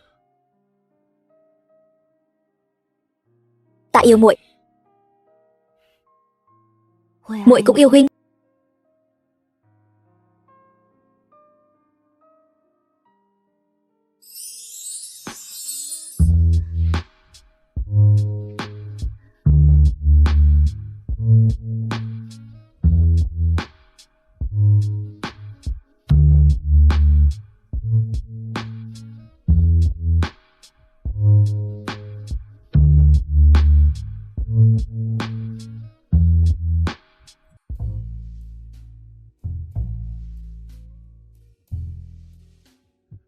Cảm giác tỉnh dậy nhìn thấy Vãn Vãn như thế này, giống hệt 6 năm trước.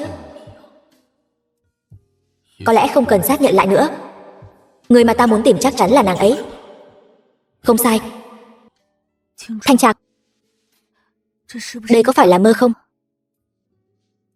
Có phải là sau khi tỉnh dậy thì huynh sẽ không còn ở đây nữa? Vậy ta phải giúp Vãn Vãn nhà ta xác nhận một chút, có phải đang nằm mơ hay không? Cố Thanh Trạc,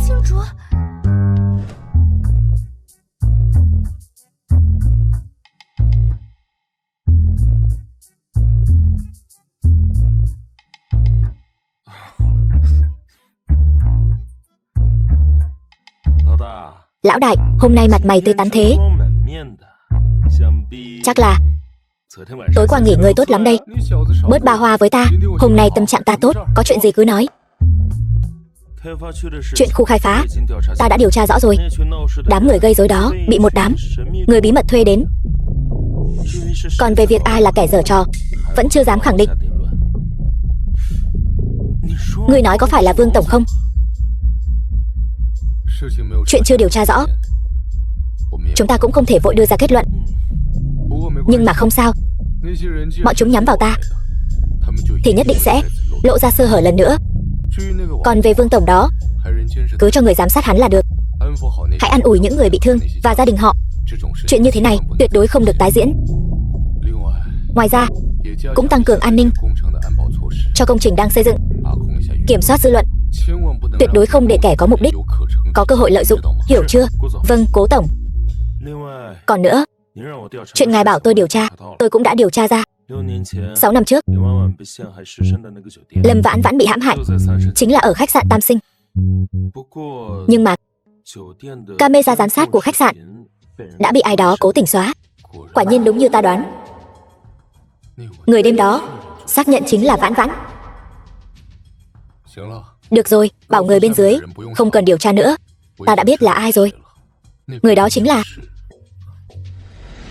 Chúc mừng Cố Tổng, tìm được người phụ nữ của 6 năm trước rồi. Nàng ta đã sinh hạ tiểu thiếu gia của Cố gia. Cái gì? Người phụ nữ 6 năm trước đó? Đúng vậy, Cố Thanh Trạc. 6 năm trước, tôi và bạn bè đến khách sạn Tam Sinh tụ tập, bị kẻ xấu chuốc thuốc mê. Tỉnh dậy thì phát hiện mình ở trong phòng 1288.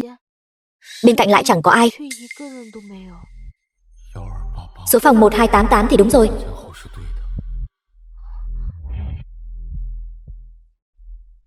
Nhiều năm trôi qua như vậy, tại sao bây giờ cô mới đến tìm tôi? Duyệt Duyệt, chuyện năm đó chính là như vậy. Lâm Vãn Vãn đó vận may tốt quá vậy, không chỉ ngủ với người giàu nhất Vạn Thành, mà còn sinh con cho hắn ta. Không, bây giờ là cơ hội của con. Ý mẹ là sao? Năm đó Cố Thanh Trạc cũng không biết người đó là ai. Bây giờ bọn họ dựa vào sợi dây chuyền đó để tìm người. Mẹ đã nói với thuộc hạ của hắn, người đó chính là con. Mẹ đã đem con của Lâm Vãn Vãn vứt ở cô nhi viện. Bố con bây giờ đang đi đón nó về. Lát nữa con dẫn đứa bé đi tìm Cố Thanh Trạc. Gia đình chúng ta có thể đổi đời hay không là nhờ vào con rồi. Mẹ nghĩ chuyện này quá đơn giản rồi. Cố Thanh Trạc cẩn thận như vậy, trước đây con còn đắc tội với hắn. Hắn làm sao có thể dễ dàng tin tưởng con không cần lo lắng. Con nhìn xem đây là cái gì. Nếu hắn không tin, con cứ đề nghị làm giám định huyết thống. Đây là tóc của Lâm Vãn Vãn. Đến lúc đó con cứ nói là của con là được rồi. Nếu không phải trợ lý của anh nhận ra sợi dây chuyền trên người tôi cũng sẽ không biết người đó chính là anh. Cố Tổng, tôi ở tiệm cầm đồ tìm thấy sợi dây chuyền đó, hỏi thăm một hồi mới biết được đó là của Lâm Duyệt Duyệt tiểu thư, từ nhỏ đã đeo trên người. 6 năm trước, tôi mới 18 tuổi. Xảy ra chuyện như vậy, tôi căn bản không dám nói với người nhà, liền một mình ra nước ngoài du học. Nhưng tôi lại phát hiện tôi có thai. Dù sao thì người đàn ông đêm đó cũng là người đàn ông đầu tiên của tôi. Đứa bé cũng vô tội, nên tôi quyết định sinh nó ra. Những năm qua, luôn là Tâm Bảo bên cạnh tôi. Sau đó bố mẹ tôi biết chuyện Tâm Bảo ra đời cũng không trách tôi, ngược lại còn giúp tôi nuôi nấng nó. Nhưng vì Tâm Bảo không có bố, nên ở bên ngoài luôn bị người ta bắt nạt. Vì vậy bố mẹ tôi cũng giữ nó ở nhà, không cho người ngoài biết. Nhưng Tâm Bảo bây giờ càng lớn, đến tuổi đi học, nó không thể cứ ở nhà mãi được. Vãn Vãn rõ ràng nói là người phụ nữ này bỏ thuốc hãm hại cô ấy. Vậy tại sao cô ta lại biết rõ chi tiết đêm đó đến như vậy? Cố Thanh Trạc, tôi biết anh không tin tôi, nhưng Tâm Bảo không thể không có bố. Đây là tóc của chúng tôi, anh có thể đem đi làm giám định huyết thống, mang đến phòng thí nghiệm của chúng ta.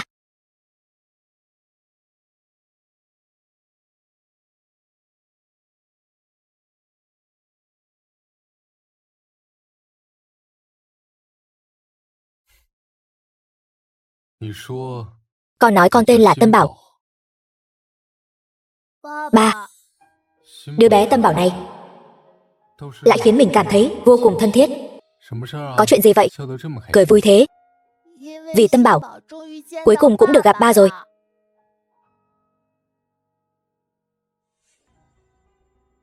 Sáu năm trước là tôi có lỗi với cô. Nếu Tâm Bảo đúng là con của Cố gia chúng ta,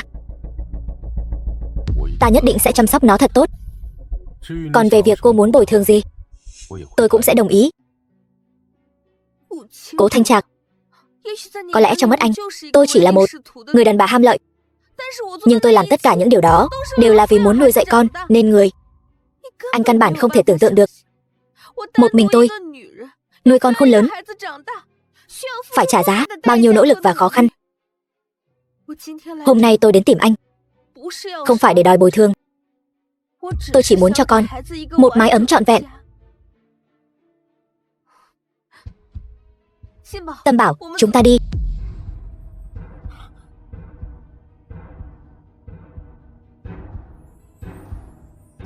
Tâm Bảo, ba bận rồi, chúng ta đi thôi. Ngoan nào.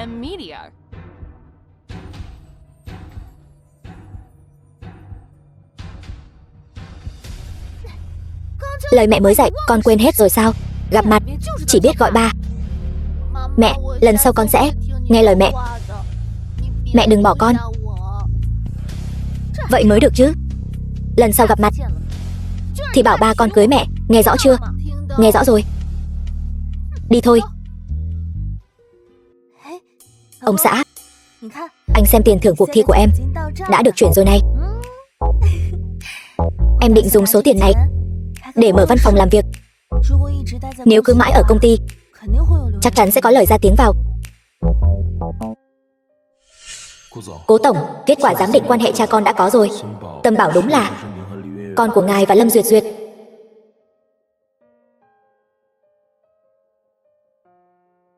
Xem ra 6 năm trước đúng là Lâm Duyệt Duyệt. Vậy mình phải ăn nói thế nào với Vãn Vãn đây?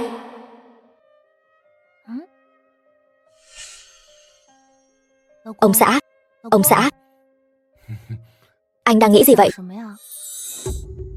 Bất kể sự thật 6 năm trước là gì, sau này mình cũng sẽ ở bên Vãn Vãn. Chuyện của Lâm Duyệt Duyệt phải nhanh chóng giải quyết ổn thỏa. Tốt nhất là đừng để Vãn Vãn biết, kẻo lại thêm rắc rối.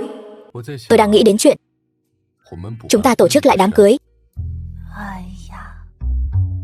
Nếu khó quá thì thôi không tổ chức nữa. Sao được chứ? Tôi muốn nói cho tất cả mọi người biết, em là vợ của Cố Thanh Trạc tôi. Nhưng mà mẹ anh vẫn chưa chấp nhận em. Không sao cả, bà nội rất thích em mà.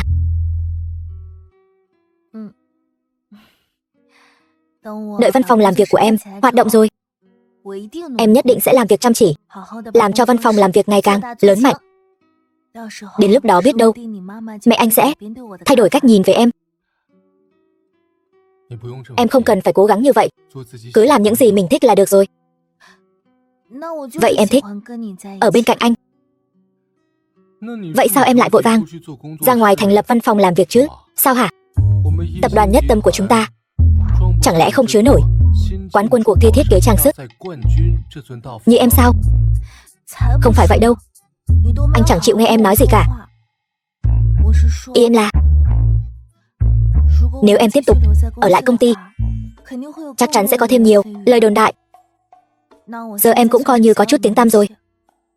Nếu tự mở văn phòng làm việc, cũng có thể duy trì được. Đến lúc đó, biết đâu em còn có thể so kè với tập đoàn Nhất Tâm. Còn chưa mở mà. Sao hả? Đã tính đánh bại công ty của chồng rồi. Người ta phải có ước mơ chứ. Vậy anh đồng ý rồi nhé. Đồng ý rồi. Anh ủng hộ mọi ước mơ của em. Nếu có gì cần anh giúp, cứ nói với anh nhé. Cảm ơn chồng yêu. Vậy cảm ơn anh thế nào đây?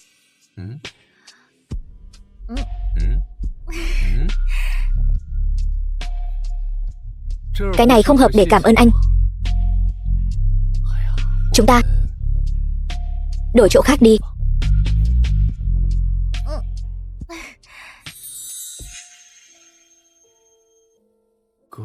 Mọi mặt thì vãn vãn, lại giống người cách đây 6 năm hơn. Nhưng kết quả giám định lại nói là Lâm Duyệt Duyệt. Chẳng lẽ cô ta giở trò gì sao?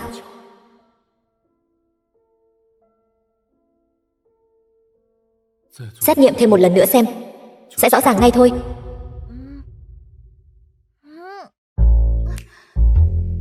Anh làm gì vậy? Giật tóc em làm gì? Đau quá. Có sợi tóc bạc. Có sợi tóc bạc. Trời ơi, em mới 24 tuổi mà đã có tóc bạc rồi. Anh xem giúp em, còn nữa không? Hết rồi. Có lẽ là do dạo này em thiết kế quá tâm huyết, mệt mỏi quá. Chắc là vậy rồi. Ban ngày thiết kế mệt như vậy, có người ban đêm cũng không cho người ta nghỉ ngơi đàng hoàng. Vậy em nghỉ ngơi cho khỏe. Anh đi làm bữa sáng cho em. Được. Vậy trưa nay em mang cơm trưa đến cho anh. Được. Cầm sợi tóc này đi làm xét nghiệm DNA với Tâm Bảo lần nữa. Đây là của Vãn Vãn. Tôi hiểu rồi. Cô Lâm Duyệt Duyệt đó cũng đáng ngờ lắm. Mọi chuyện đợi kết quả giám định rồi hãy nói.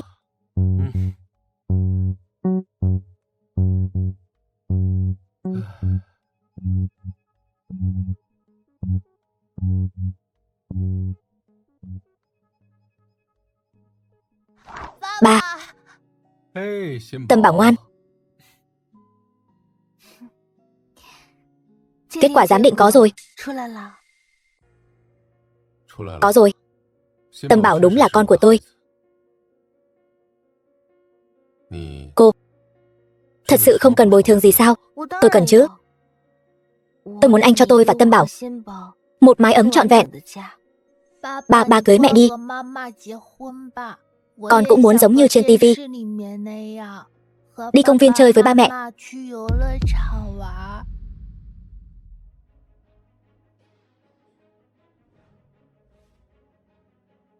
Lâm Vãn Vãn.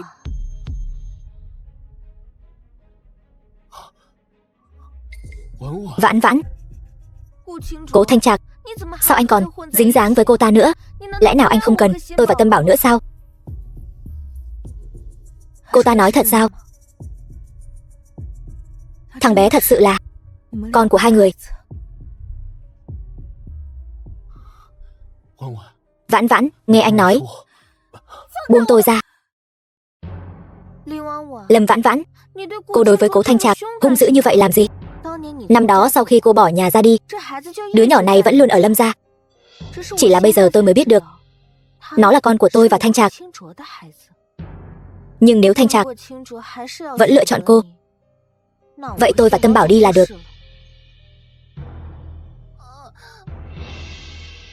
Ba đừng bỏ con. Tâm Bảo, không có ai cần mẹ con mình nữa, chúng ta đi. Khoan đã. Tâm Bảo là con của tôi, cô để thằng bé lại đây cho tôi. Vậy Nó thật sự là con của anh. Đúng vậy. Vậy tôi là gì? Tất cả những chuyện giữa chúng ta là cái gì? Trò cười sao? Được. Nếu hai người đã có con với nhau rồi, vậy tôi chúc hai người hạnh phúc. Vãn Vãn. Ba, cô ta là ai vậy? Cô ta trông kỳ lạ quá. Tâm Bảo ngoan, ba sẽ quay lại ngay. Vãn Vãn. Vừa rồi con làm tốt lắm. Nhớ kỹ người phụ nữ xấu xa vừa rồi. Cô ta không muốn bà ở bên con, muốn con quay lại cô nhi viện. Hiểu chưa? Người phụ nữ đó thật sự là người xấu sao? Nhưng cô ta ghét Tâm Bảo như vậy, lại không đánh Tâm Bảo. Nhóc con, mẹ nói con có nghe không? Mẹ ơi, Tâm Bảo nhớ rồi. Như vậy mới đúng chứ. Lần sau gặp lại người phụ nữ xấu xa đó, con nên làm gì? Tâm Bảo sẽ đuổi người phụ nữ xấu xa đó đi, không cho cô ta đến gần ba. Ngoan lắm. Vãn Vãn, đừng qua đây. Vãn Vãn.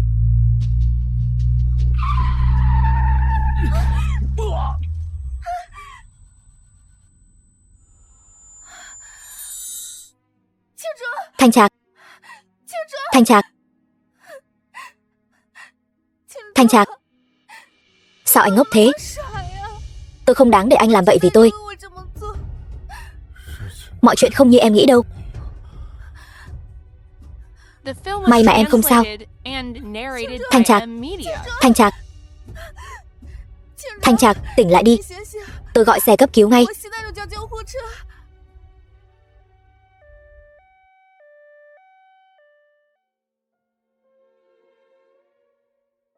Xin lỗi Thanh Trạc. Đáng lẽ ra tôi nên nghe anh giải thích. Lâm Duyệt Duyệt rõ ràng là đã có chuẩn bị từ trước. Mình đúng là không có não mà. Sao lại có thể kích động như vậy? Nếu bình tĩnh lại, tìm hiểu rõ sự thật, có lẽ tất cả những chuyện này đã không xảy ra. Thanh Trạc, xin anh nhất định phải không sao. Ông trời ơi, xin hãy để cố Thanh Trạc bình an vô sự. Lâm Vãn Vãn tôi nguyện dùng cả đời sau sống cô độc để đổi lấy sự bình an cho cố Thanh Trạc lần này. Bác sĩ, anh ấy rốt cuộc thế nào rồi? Tình hình cụ thể ta cũng không rõ, ca phẫu thuật vẫn đang tiến hành. Nhưng mà tình hình của bệnh nhân quả thực không tốt lắm, ta phải vào đó ngay.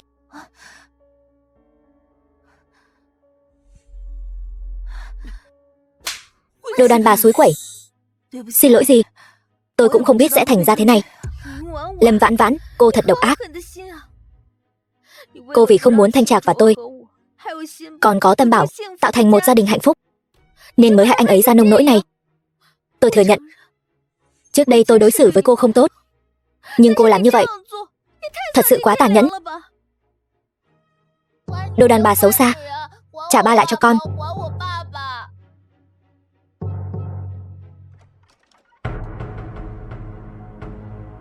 Bác sĩ, con trai tôi sao rồi? Ca mổ tuy rất thành công, nhưng mà vì cậu ấy bị thương ở đầu nên chúng tôi không chắc có di chứng gì không. Chỉ có thể đưa vào phòng ICU theo dõi. Qua giai đoạn nguy hiểm là sẽ an toàn. Bác sĩ, tôi cầu xin ông cứu lấy con trai tôi. Tìm chuyên gia, tốn bao nhiêu tiền tôi cũng chịu. Yên tâm, chúng tôi nhất định sẽ cố gắng hết sức. Lâm Vãn Vãn, cô hại con trai tôi chưa đủ sao? Tôi cảnh cáo cô, từ nay về sau tránh xa con trai tôi ra. Nếu không thì tôi sẽ không khách khí với cô đâu. Lâm tiểu thư, cô đừng qua đó nữa. Cố tổng hiện đang rất yếu. Đợi cố tổng tỉnh lại, tôi sẽ nói hết mọi chuyện cho cô biết. Đều tại tôi. Đều tại tôi. Cô cũng đừng quá tự trách. Có lẽ tất cả đều là ý trời. Nếu không phải chuyện 6 năm trước thì lão đại cũng sẽ không dây dưa với Lâm Duyệt Duyệt rồi. Vì vậy Tâm Bảo chính là con trai của anh ấy và Lâm Duyệt Duyệt. Tôi cũng đã xem kết quả xét nghiệm DNA rồi. Này Lâm tiểu thư, người đâu? Bác sĩ, có người ngất xỉu.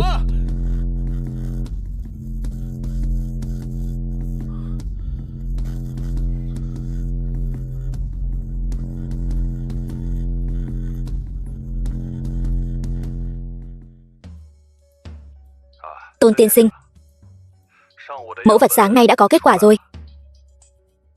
Kết quả cho thấy Lâm Vãn Vãn và Tâm Bảo có quan hệ huyết thống với nhau. Cái gì? Ngoài ra, mẫu tóc của Lâm Vãn Vãn và mẫu tóc của người phụ nữ tên Lâm Duyệt Duyệt hôm qua, sau khi kiểm tra, đều cùng một người. Được, tôi biết rồi. Lão đại ngày nào cũng cùng Lâm Vãn Vãn sớm tối bên nhau, lấy được tóc chắc chắn là của Lâm Vãn Vãn. Vậy Lâm Duyệt Duyệt cũng dùng thủ đoạn nào đó lấy được tóc của Lâm Vãn Vãn, giả làm của mình. Nói như vậy, Tâm Bảo là con của Lâm Vãn Vãn và lão đại, chẳng liên quan gì đến Lâm Duyệt Duyệt cả. Không được, mình phải đem sự thật này nói cho phu nhân biết. Nếu không phu nhân nhất định sẽ nghĩ Lâm Duyệt Duyệt mới là con dâu của mình. Lão đại và Lâm Vãn Vãn sẽ không thể nào đến được với nhau.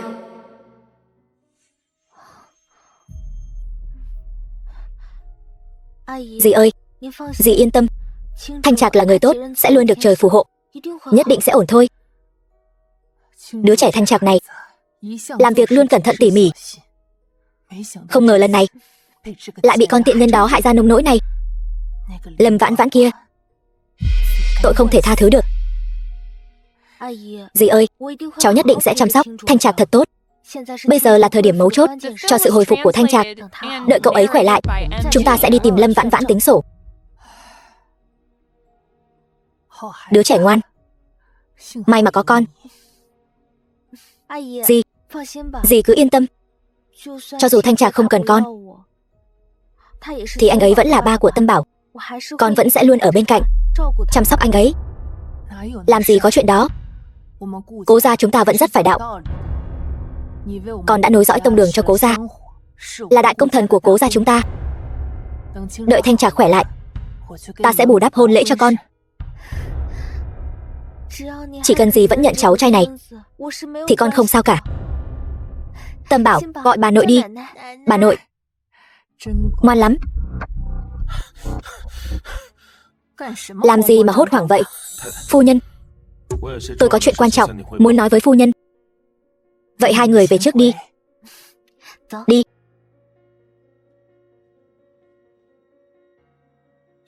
Tâm Bảo không phải là con của Cố tổng với Lâm Duyệt Duyệt. Cái gì?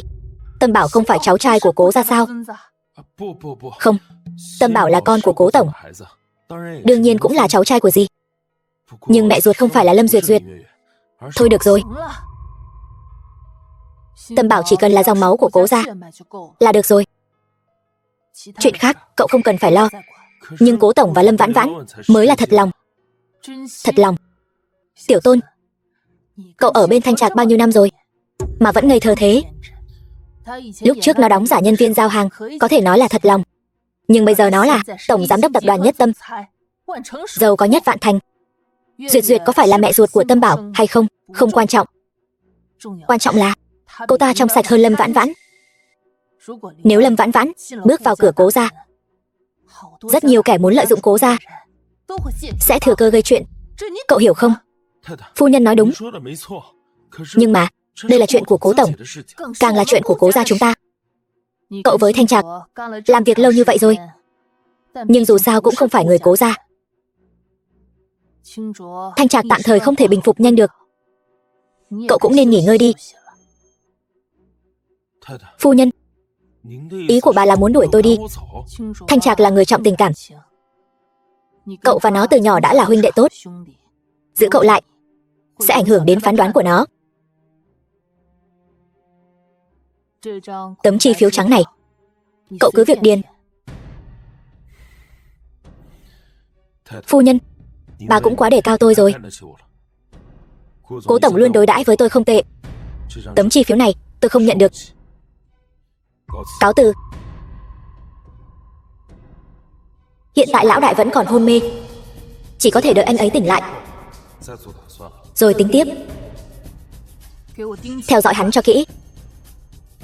Hắn không nhận chi phiếu chứng tỏ hắn vẫn chưa hết hy vọng. Không thể để hắn làm chuyện phá hoại được. Vâng. Thanh Trạc, đừng cử động. Thanh Trạc vẫn còn đang truyền dịch.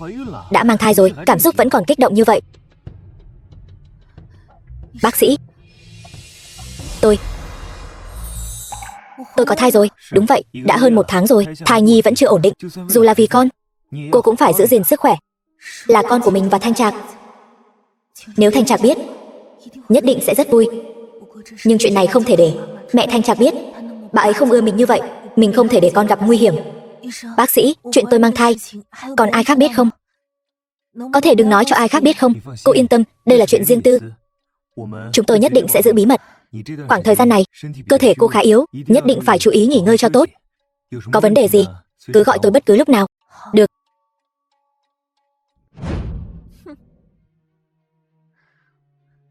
Lâm Duyệt Duyệt, cô đến làm gì? Lâm Vãn Vãn, cô tưởng cô giả bệnh nằm lì ở bệnh viện là Thanh Trạc sẽ đến thăm cô sao? Tôi nói cho cô biết, mẹ chồng tương lai của tôi đã đồng ý để tôi gả cho Thanh Trạc. Còn cô, ngoan ngoãn ký vào tờ ly hôn này đi. Biết đâu, tôi sẽ rộng lượng chia cho cô chút tiền chia tay. Đừng mơ tưởng nữa, tôi sẽ không ký đâu. Cô thật sự nghĩ loại đàn bà dơ bẩn như cô có thể bước chân vào cửa cố ra sao? Nhờ hai mẹ con các người, trước đây tôi đúng là đã từng có một quá khứ không mấy tốt đẹp. Nhưng kẻ thật sự dơ bẩn là các người. Lòng dạ các người còn dơ bẩn hơn tôi gấp trăm gấp ngàn lần. Cô thật sự nghĩ than vãn những điều này sẽ có người nghe sao? Tôi sẽ không ký đâu. Trừ khi Cố Thanh Trạc, anh ấy đích thân nói với tôi muốn ly hôn với tôi. Tôi chính là con dâu được Cố gia đích thân chọn đấy. Tôi muốn cô ly hôn. Thanh Trạc sẽ không nói giúp loại đàn bà dễ dãi như cô đâu. Người hãy từ bỏ ý định đó đi. Đàn bà dễ dãi, theo đúng nghĩa luật pháp thì ta mới là vợ hợp pháp của Cố Thanh Trạc. Đàn bà dễ dãi là để hình dung ngươi đấy. Ngươi thật là ngoan cố mà. Lâm Vãn Vãn, là ai giả nhân giả nghĩa nói bản thân mình không xứng với Thanh Trạc? Sao hả? Bây giờ lại giả bộ không nổi nữa rồi. Lâm Vãn Vãn, ta nói cho ngươi biết, con dâu của ta chỉ có thể là Duyệt Duyệt. Bất kể ngươi có mục đích gì, tốt nhất là ký nhanh vào đơn ly hôn đi. Nếu không, ngươi sẽ không nhận được một đồng nào đâu. Ta nói lại lần nữa, trừ khi Cố Thanh Trạc đích thân nói với ta. Nếu không ta sẽ không ký đâu. Kính rượu mà không uống thì phạt rượu. Lâm Vãn Vãn, ta sẽ khiến ngươi hối hận.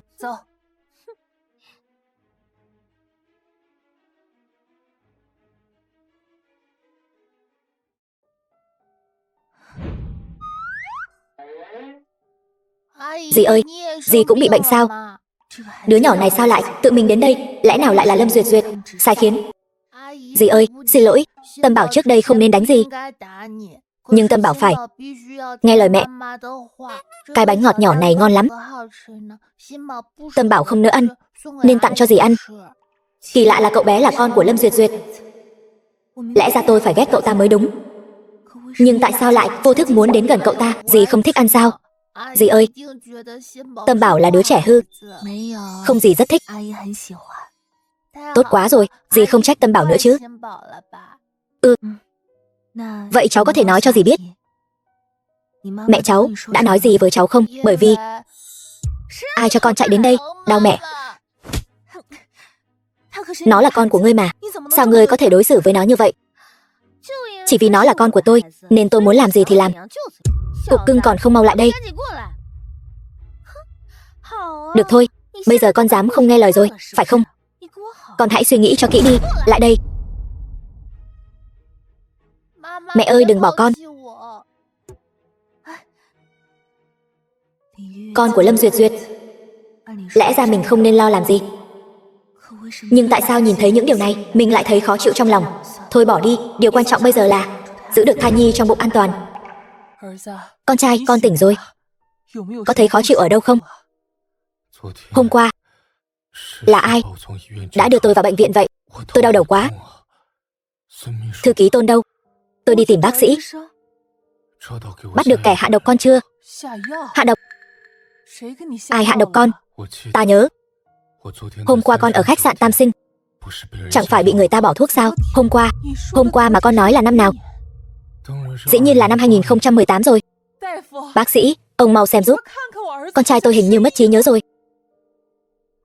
Bệnh nhân hồi phục tốt, đầu không bị bầm tím, cũng không bị va đập mạnh. Theo lý mà nói thì không nên mất trí nhớ. Mất trí nhớ?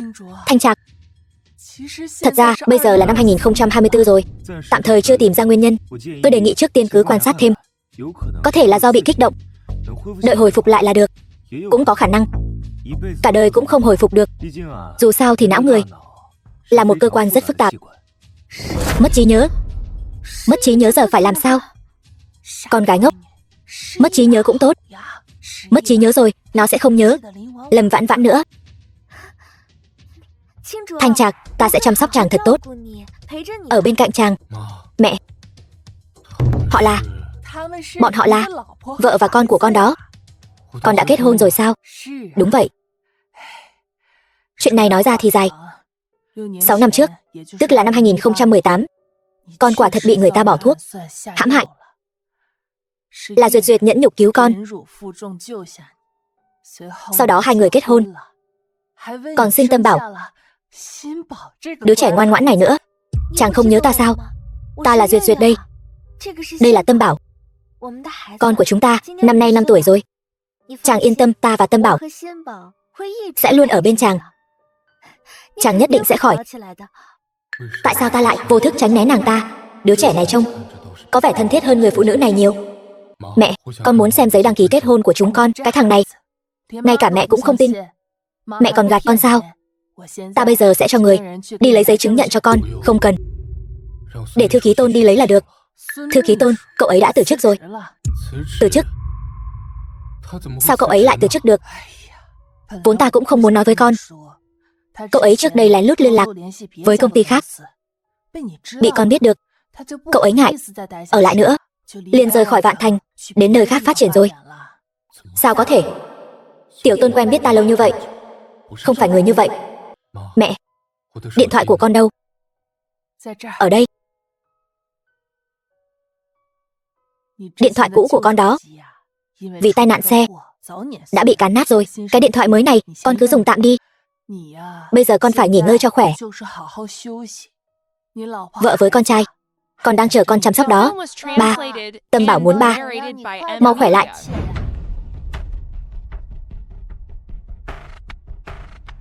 Hôm nay dù phải dùng bất cứ thủ đoạn gì, tôi cũng phải lấy được giấy đăng ký kết hôn của Thanh Trạc và Lâm Duyệt Duyệt, tiện thể làm luôn cả giấy ly hôn của nó và Lâm Vãn Vãn.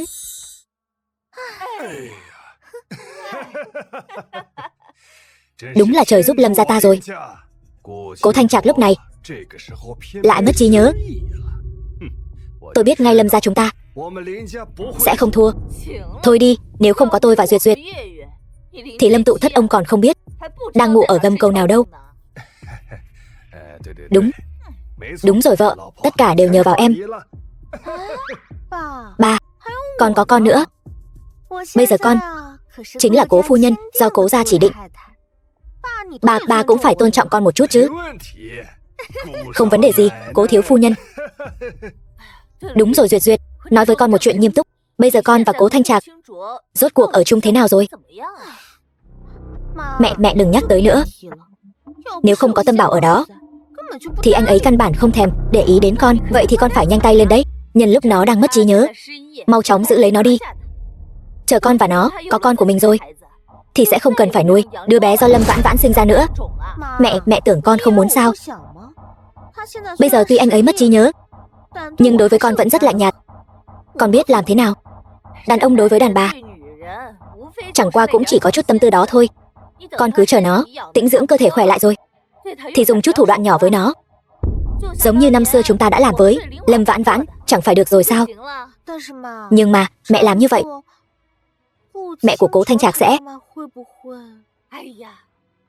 Con đã có con với cậu ta rồi, cậu ta còn có thể nói gì nữa?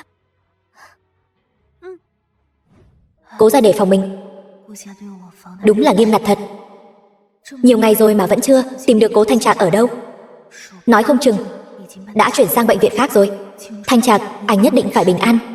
Thanh Trạc, Thanh Trạc. Tốt quá rồi, anh không sao rồi. Xin lỗi, em sai rồi. Trước đây đều là do em quá tùy hứng khiến anh bị thương. Em suýt nữa đã hối hận cả đời. Cô là ai vậy? Tôi là Lâm Vãn Vãn. Em là Thanh Trạc.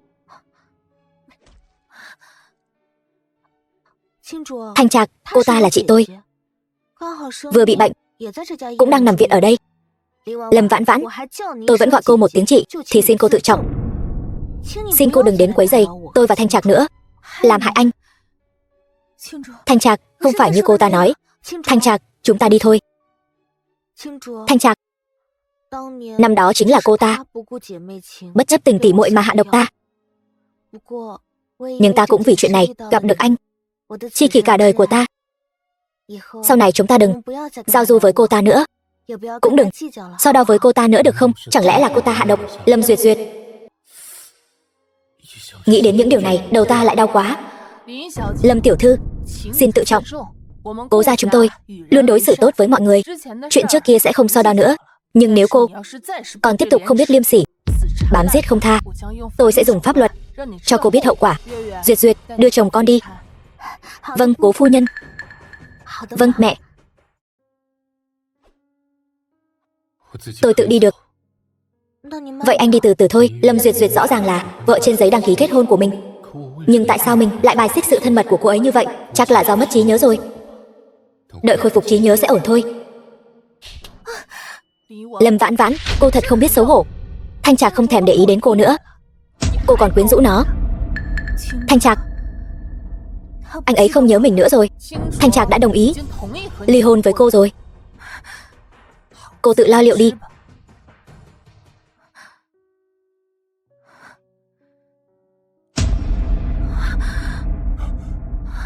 Vãn Vãn, cô không sao chứ? Cố Minh ca, sao anh lại ở đây? Xin lỗi, anh về trễ rồi, khiến em phải chịu nhiều khổ cực như vậy. Xin lỗi, Cố Minh ca. Năm đó tuy là tôi bị người khác tính kế, nhưng chung quy vẫn là tôi phụ anh, mới khiến anh ở nước ngoài không chịu quay về. Vãn Vãn, anh đã nghĩ thông rồi. Bao nhiêu năm qua, trong lòng anh vẫn luôn không quên được em. Lần này anh trở về là đặc biệt đến tìm em. Bây giờ, anh đã có đủ năng lực để bảo vệ em có muốn đi cùng anh không? Rời khỏi nơi này. Cố Minh ca, em đã kết hôn rồi. Không sao cả. Hai người không phải đã ly hôn rồi sao? Hơn nữa, tên khốn Cố Thanh Trạc đó, mấy tháng sau anh ta sẽ cùng Lâm Duyệt Duyệt tổ chức hôn lễ đấy. Cái gì? Em còn chưa biết sao? Cả top tìm kiếm đều là tin tức của bọn họ. Vãn Vãn, đã như vậy rồi, tiếp tục kiên trì còn có ý nghĩa gì nữa? Vãn Vãn, bây giờ em còn đang mang thai, nhất định đừng kích động quá. Cố Minh ca, em vẫn muốn giữ đứa bé này. Anh hiểu em. Anh nhất định sẽ cùng em nuôi dưỡng đứa bé này thật tốt. Cùng anh ra nước ngoài đi, được không? Em nhất thời không thể đưa ra quyết định này. Không sao cả, ta có thể đợi. Khoảng thời gian này, cứ để ta chăm sóc nàng thật tốt nhé. Cảm ơn huynh, Cố Minh ca. Thật kỳ lạ, tại sao ta lại đối với tỷ tỷ của Lâm Duyệt Duyệt lại có cảm giác thân thiết như vậy, giống như Tâm Bảo vậy? Không, cảm giác này thậm chí còn mãnh liệt hơn cả với Tâm Bảo. Thanh Trạc, uống nước. Con làm cái gì mà hốt hoảng vậy? Chỉ là một cốc nước thôi mà, cần gì phải đánh con chứ? Tâm Bảo, lại đây để mẹ xem nào, tay có sao không? Tâm Bảo, lần sau không được chạy lung tung nữa, cẩn thận ngã đấy. Tâm Bảo, lại đây để ba xem có sao không. Ba, con không sao. Chuyện gì vậy? Sao con nó lại có nhiều vết thương thế này? Đều là do cô đánh sao? Nói đi. Xem ra con chưa từng nuôi dạy con cái. Trẻ con ở tuổi này nghịch ngợm lắm, chạy nhảy lung tung, va chạm là chuyện bình thường. Đúng, tôi vừa đánh nó cũng là sợ sau này nó bị ngã đau hơn. Nếu cô không chăm sóc tốt, tôi có thể cho bảo mẫu chăm. Trước đây tìm bao nhiêu bảo mẫu, con đều không vừa ý. Bình thường con lại bận, đều là Duyệt Duyệt chăm con đừng trách nó nữa. Vừa hay dạo này tôi rảnh, tôi sẽ tự mình chăm Tâm Bảo. Chuyện này Chuyện này không ổn đâu. Bệnh của con vẫn chưa khỏi. Chăm con là việc tốn sức lắm. Đúng vậy. Huynh cần phải nghỉ ngơi nhiều hơn. Ta chỉ bị mất trí nhớ thôi. Nhưng ta không có ngốc. Các người rốt cuộc có chuyện gì giấu ta? Bác sĩ đã dặn. Huynh phải bớt lo nghĩ. Nghỉ ngơi nhiều. Như vậy mới có lợi cho việc hồi phục. Xem ra phải liên lạc với Tiểu Tôn mới có thể biết được toàn bộ sự thật. Nhưng bọn họ lại tìm mọi cách ngăn cản ta. Vậy là đúng rồi. Thanh Trạc, con đừng nghĩ nhiều nữa. Nghỉ ngơi cho khỏe đi. Cố gắng trước hôn lễ hồi phục sức khỏe. Hôn lễ? Hôn lễ gì? Ta và nàng chẳng phải đã kết hôn rồi sao? Con lại quên rồi. Trước đây hai người chỉ đăng ký kết hôn thôi. Nhưng con luôn bận, vẫn chưa tổ chức hôn lễ. Duyệt Duyệt đúng là cô gái tốt, bằng lòng chịu thiệt thòi lấy con. Nhân dịp con nghỉ phép, chúng ta sẽ tổ chức hôn lễ để khỏi làm Duyệt Duyệt ở ngoài bị người ta chỉ trỏ. Trước tiên cứ chiều theo họ, đợi xuất viện rồi tính sau. Vậy chúng tôi không làm phiền con nữa. Phải ngoan ngoãn ở đây với ba. Nghe lời, biết chưa? Vâng.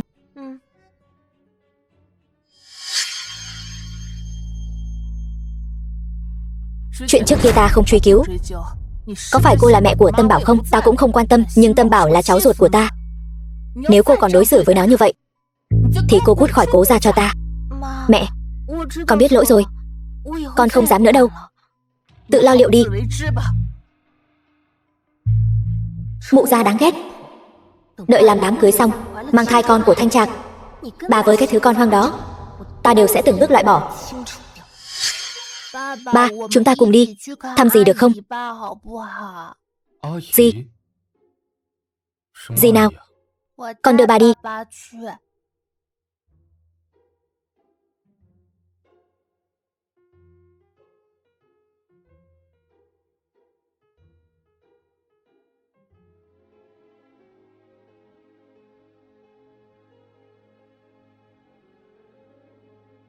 Chào. Xin hỏi, ba, tên vô lương tâm nhà anh còn mặt mũi đến đây sao? Cố tổng, tìm tôi có việc gì sao? Lời hắn vừa nói là ý gì? Cái gì mà tôi là kẻ phụ tình? Chúng ta quen nhau sao? Dĩ nhiên là chúng ta quen nhau rồi. Tôi là chị gái của vợ anh mà. Cố tổng tìm tôi là muốn tôi chúc phúc cho anh sao? Tiếc là tôi mấy hôm nữa sẽ xuất ngoại, không có phúc phận tham dự đám cưới của hai người rồi. Dù trước đây gặp bao nhiêu trắc trở, tôi đều tin rằng con người có thể chiến thắng số phận, tin rằng bản thân nhất định có thể dựa vào nỗ lực để thay đổi tất cả. Nhưng Cố Thanh Trạc, anh đã cho tôi biết, số phận chính là số phận. Dù tôi có cố gắng thế nào, tôi cũng không thể nào ở bên anh được. Cố tổng, mời về cho. Dì sắp xuất ngoại sao? Tạm thời không về nữa. Con về với ba đi. Dì mệt rồi, muốn nghỉ ngơi.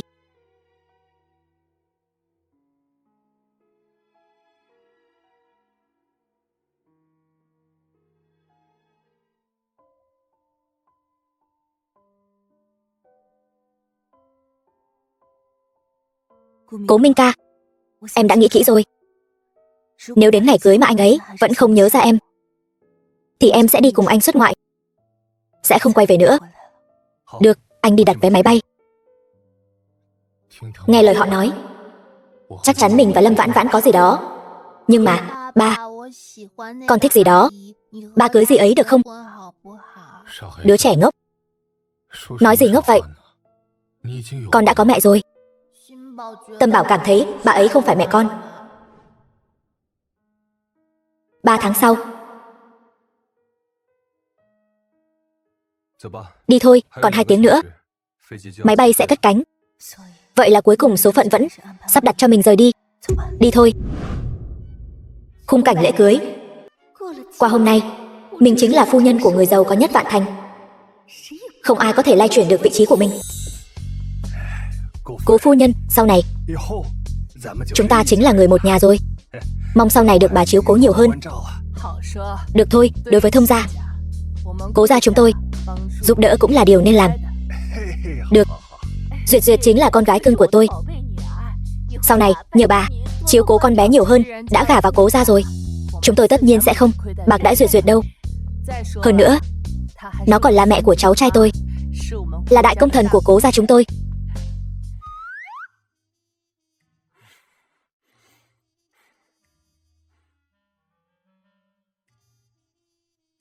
Anh, việc này để em làm thay anh cho. Anh đi nghỉ ngơi đi. Hiểu chuyện ghê. Vậy lát nữa em cứ theo yêu cầu của người dẫn chương trình mà đổi slide ảnh là được. Anh đi thong thả nhé.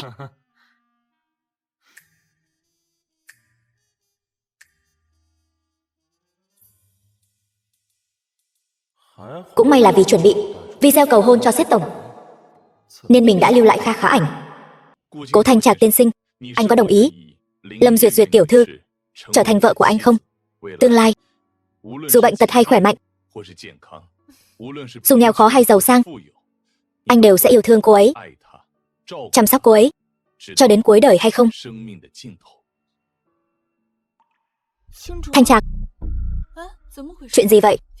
Mất điện rồi sao? Chỉ đèn tắt thôi, còn lại không sao cả. Mọi người mau nhìn màn hình lớn kia, đó chẳng phải là ảnh chụp chung của Cố tổng sao? Kỳ lạ thật, người phụ nữ bên cạnh anh ta là ai vậy? Không phải cô dâu. Ai làm chuyện này vậy? Tắt nó đi cho tôi. Người phụ trách hôn lễ đâu? Sao lại thế này? Làm ăn kiểu gì vậy? Lão đại, lão đại, vợ thật của anh, người phụ nữ đã cứu anh 6 năm trước, còn là mẹ của Tâm Bảo, chính là Lâm Vãn Vãn đó. Bọn họ vì lợi ích của mình mà lừa gạt anh đó. Tiểu Tôn, cậu nói gì vậy? Lão đại, anh nhất định phải nhớ lại, phải là chính mình đó. Cái thứ nói nhăng nói cuội này, lôi ra ngoài cho tôi. Khoan đã.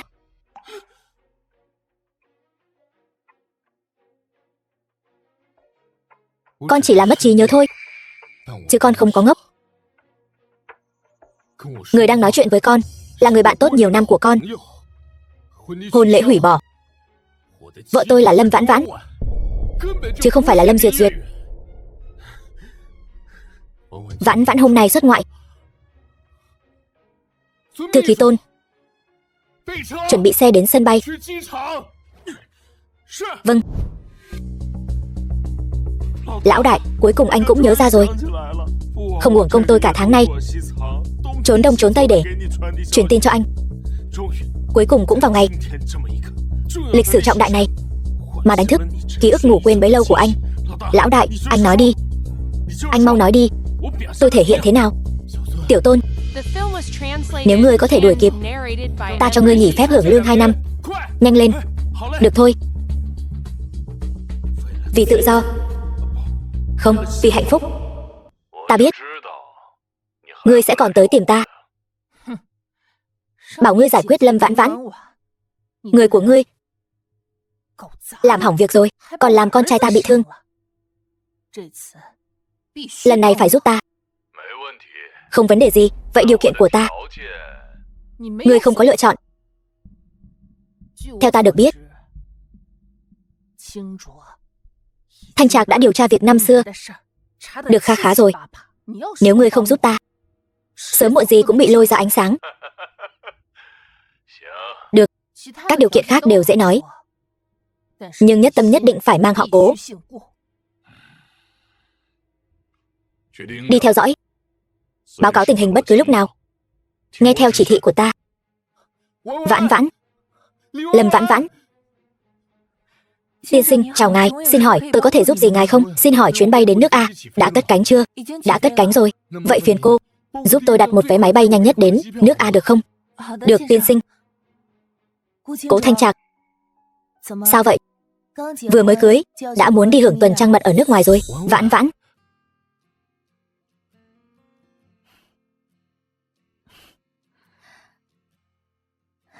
xin lỗi, Vãn Vãn, tôi đã nhớ ra tất cả rồi. Thôi nào, buông ra đi. Tôi sắp thở không nổi rồi.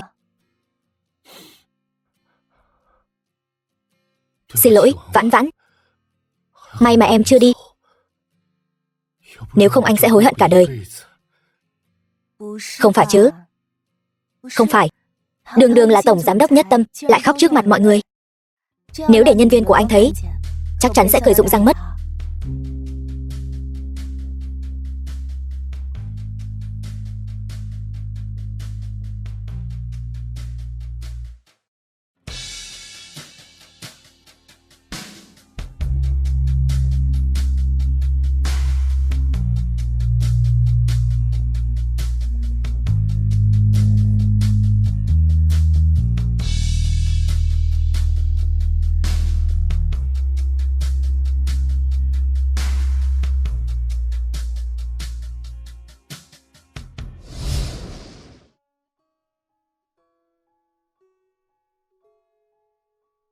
Sao vậy, Vãn Vãn? Tôi vẫn không quên được anh ấy. Cố Minh ca, cho dù sau này anh ấy không còn nhớ tới tôi nữa, tôi cũng muốn lần cuối cùng vì bản thân mình mà tranh đấu một lần. Xin lỗi. Em đã suy nghĩ kỹ rồi chứ? Quả nhiên, em vẫn như xưa. Nhưng mà, đây mới là Vãn Vãn mà anh thích. Rất vui, vì em đã trở lại là chính mình. Nhưng anh vẫn sẽ đợi em.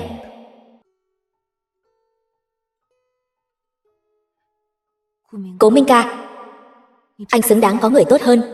Đừng lãng phí thời gian cho tôi nữa. Anh tình nguyện. Được rồi, vậy tôi đi trước đây, giữ liên lạc nhé.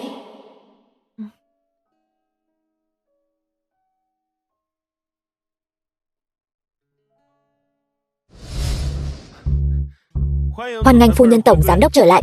Đừng có lắm mồm. Lão đại, dạo này ngay cả tôi cũng phải chịu nhiều ấm ức. Vãn Vãn tỷ chắc chắn còn chịu nhiều ấm ức hơn. Anh nhất định phải thay chúng tôi đòi lại công bằng. Đi. Chuyện gì thế này? Con vịt đến miệng rồi lại bay mất. Đừng khóc nữa. Ngay cả một người cũng không trông chừng được. Giữ người lại làm gì? Xin lỗi phu nhân. Thật sự không ngờ tới thư ký Tôn lại lắm trò như vậy. Cút. Vậy, cố phu nhân, hôn lễ này, bà thấy Thanh Trạc đã khôi phục trí nhớ rồi. Hôn lễ này, tôi e là không thể tổ chức được nữa. Tất cả đều tại Lâm Vãn Vãn đó. Đúng là tại nó. Nếu không phải tại nó, thì Thanh Trạc sao lại rời bỏ Duyệt Duyệt của chúng ta chứ? Cố phu nhân, Lâm Vãn Vãn cũng là con gái tôi. Vậy thì chúng ta dù sao vẫn là thông gia, bà thấy. Có phải không? Người cũng xứng gọi là cha của Vãn Vãn sao? Cố tổng, Lâm Duyệt Duyệt, Lâm gia các người dám trong lúc tôi mất trí nhớ liên kết lại lừa tôi. Các người đã chuẩn bị sẵn sàng để trả giá chưa? Cố tổng, ngài nghe tôi giải thích đã. Thư ký Tôn, từ ngày mai trở đi, toàn bộ Vạn Thành không được phép xuất hiện bất kỳ tin tức gì về Lâm gia nữa. Vâng, cố tổng. Cố tổng, ngài, xin ngài hãy tha cho chúng tôi. Cầu xin ngài, chúng tôi đều nghe. Cố phu nhân sắp xếp làm việc thôi. Cô im miệng cho tôi. Cố tổng, ngài hãy nể tình, tôi đã sinh tâm bảo cho ngài. Tha cho gia đình chúng tôi đi.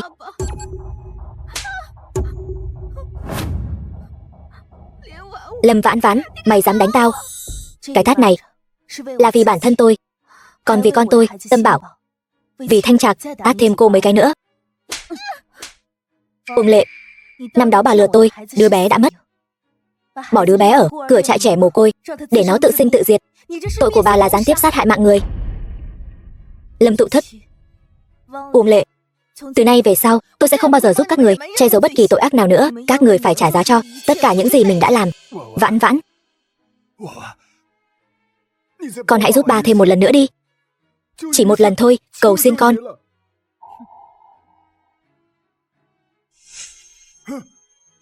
Đồ con gái bất hiếu. Biết thế, đã không nên nuôi mày lớn đến chừng này. Người đâu? Đưa bọn họ đến nơi nên đến.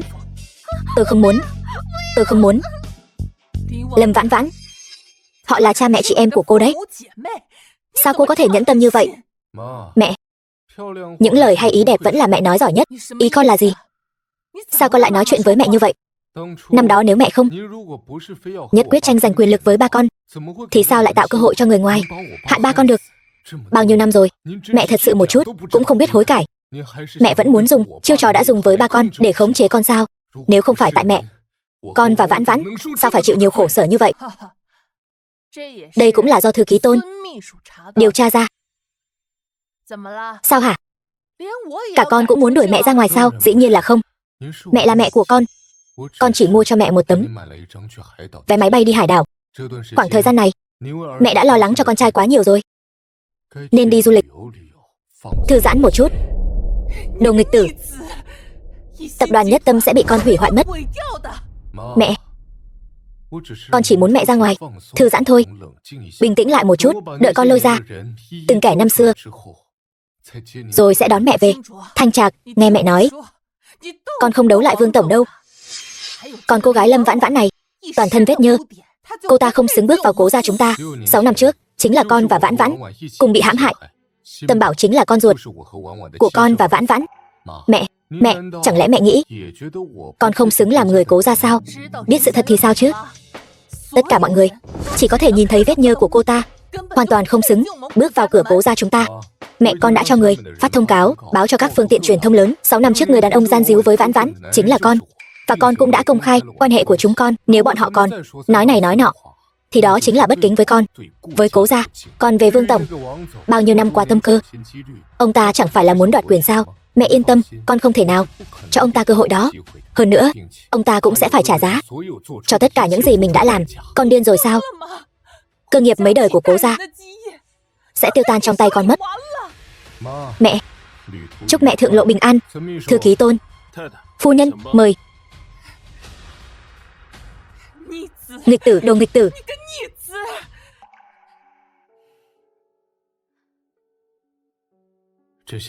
Mấy năm nay đã để em chịu khổ rồi. Từ hôm nay trở đi, chúng ta nhất định sẽ rất hạnh phúc bên nhau.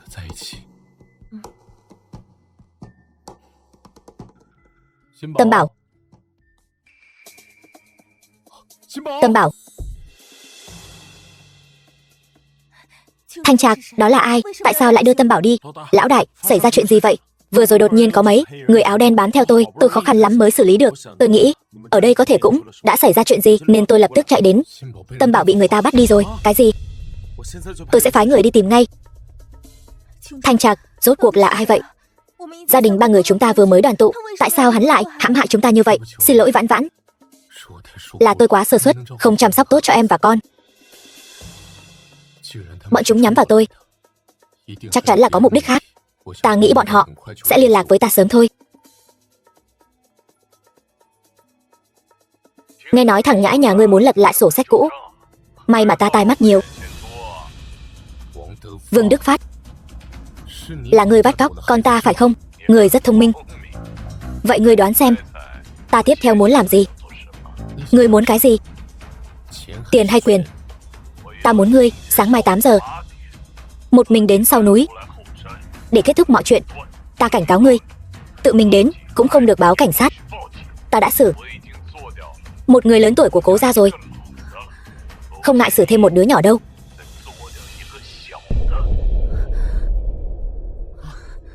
Vãn Vãn, Vãn Vãn. Bác sĩ, thế nào rồi? Không có gì đáng ngại, nhưng cô ấy đã có thai. Về sau không thể nào chịu được sự kích động như vậy nữa. Cái gì? Ngươi nói nàng mang thai con của chúng tôi, phải?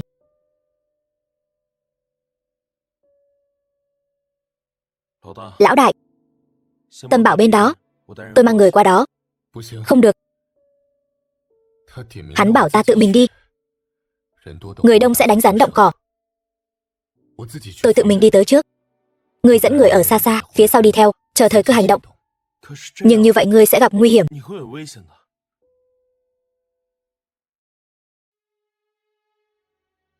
Những năm này, ta nợ Vãn Vãn và Tâm Bảo quá nhiều. Ta cảm thấy ta nên gánh vác trách nhiệm gia đình. Không sao, tôi sẽ tùy cơ ứng biến.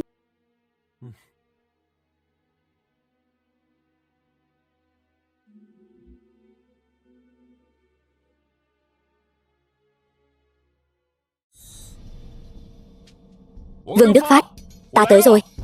Ngươi nên xuất hiện rồi chứ. Người đâu, lấy mạng hắn cho tôi.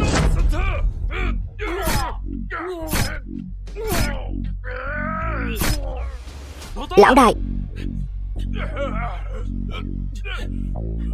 lão đại, những kẻ mai phục xung quanh đã được xử lý rồi. Ngươi thế nào rồi? Mau báo cảnh sát. Lão đại, giao bọn chúng cho cảnh sát.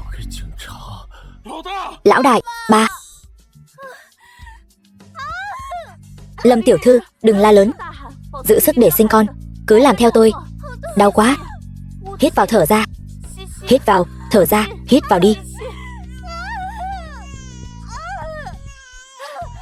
Chúc mừng Lâm tiểu thư đã sinh hạ một tiểu công chúa. Bác sĩ, máu cuống rốn cứu tâm bảo của tôi.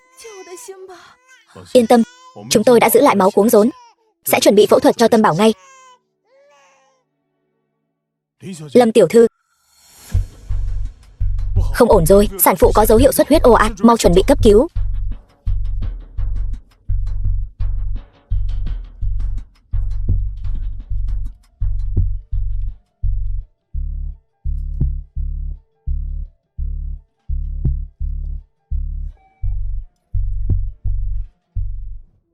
Tỉnh rồi sao? Có thấy khó thở gì không? Đúng rồi, bác sĩ, chồng tôi thế nào rồi? Còn tâm bảo của tôi nữa, còn đứa bé vừa sinh nữa. Yên tâm, ca phẫu thuật của tâm bảo rất thuận lợi, chỉ là cần thời gian để hồi phục. Còn đứa bé vừa sinh của cô, sinh non 1 tháng, đang nằm trong lồng kính, nhưng các chỉ số sinh lý đều ổn định. May quá, con tôi không sao rồi. Vậy chồng tôi thì sao? Anh ấy thế nào rồi? Bác sĩ, có ý gì thế? Chẳng lẽ anh ấy không qua khỏi sao? Lão đại đã đến bệnh viện rồi, anh nhất định phải cố gắng lên. Vãn Vãn, anh đã cứu được con của chúng ta rồi. Em yên tâm, bác sĩ nhất định phải cứu anh ấy. Tôi xin bác sĩ đấy. Yên tâm, chúng tôi sẽ dốc toàn lực cứu chữa.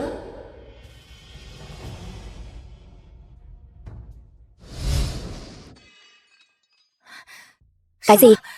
Thanh Trạc, anh ấy, mau đưa tôi đi gặp anh ấy. Thiếu phu nhân yên tâm, lão đại đã thoát khỏi nguy hiểm tính mạng rồi. Thiếu phu nhân đừng lo lắng, thiếu phu nhân còn có con mà. Nếu đã thoát khỏi nguy hiểm tính mạng, tại sao không cho tôi đi gặp huynh ấy? Lão đại, anh ấy. Cố tiên sinh trước đây từng bị thương, cộng thêm lần này bị thương khá nghiêm trọng, nhất thời khó mà tỉnh lại. Huynh ấy nhất định sẽ tỉnh lại. Thiếu phu nhân nhất định phải giữ gìn sức khỏe của mình. Yên tâm đi, huynh ấy làm tất cả những điều này đều là vì muốn giữ gìn gia đình này. Ba, sao ba còn chưa tỉnh dậy? Mặt trời chiếu đến mông rồi. Thanh Trạc, đây là lần đầu tiên anh gặp con gái của chúng ta. Nó còn chưa có tên đâu, nó vẫn đang đợi anh dậy đặt tên cho nó đấy.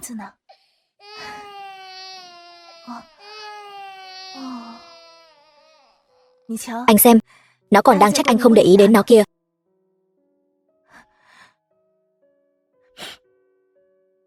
Cố Thanh Trạc,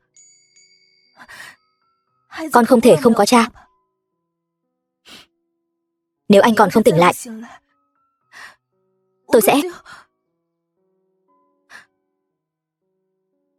Nàng dám. Mẹ ơi, ba tỉnh rồi.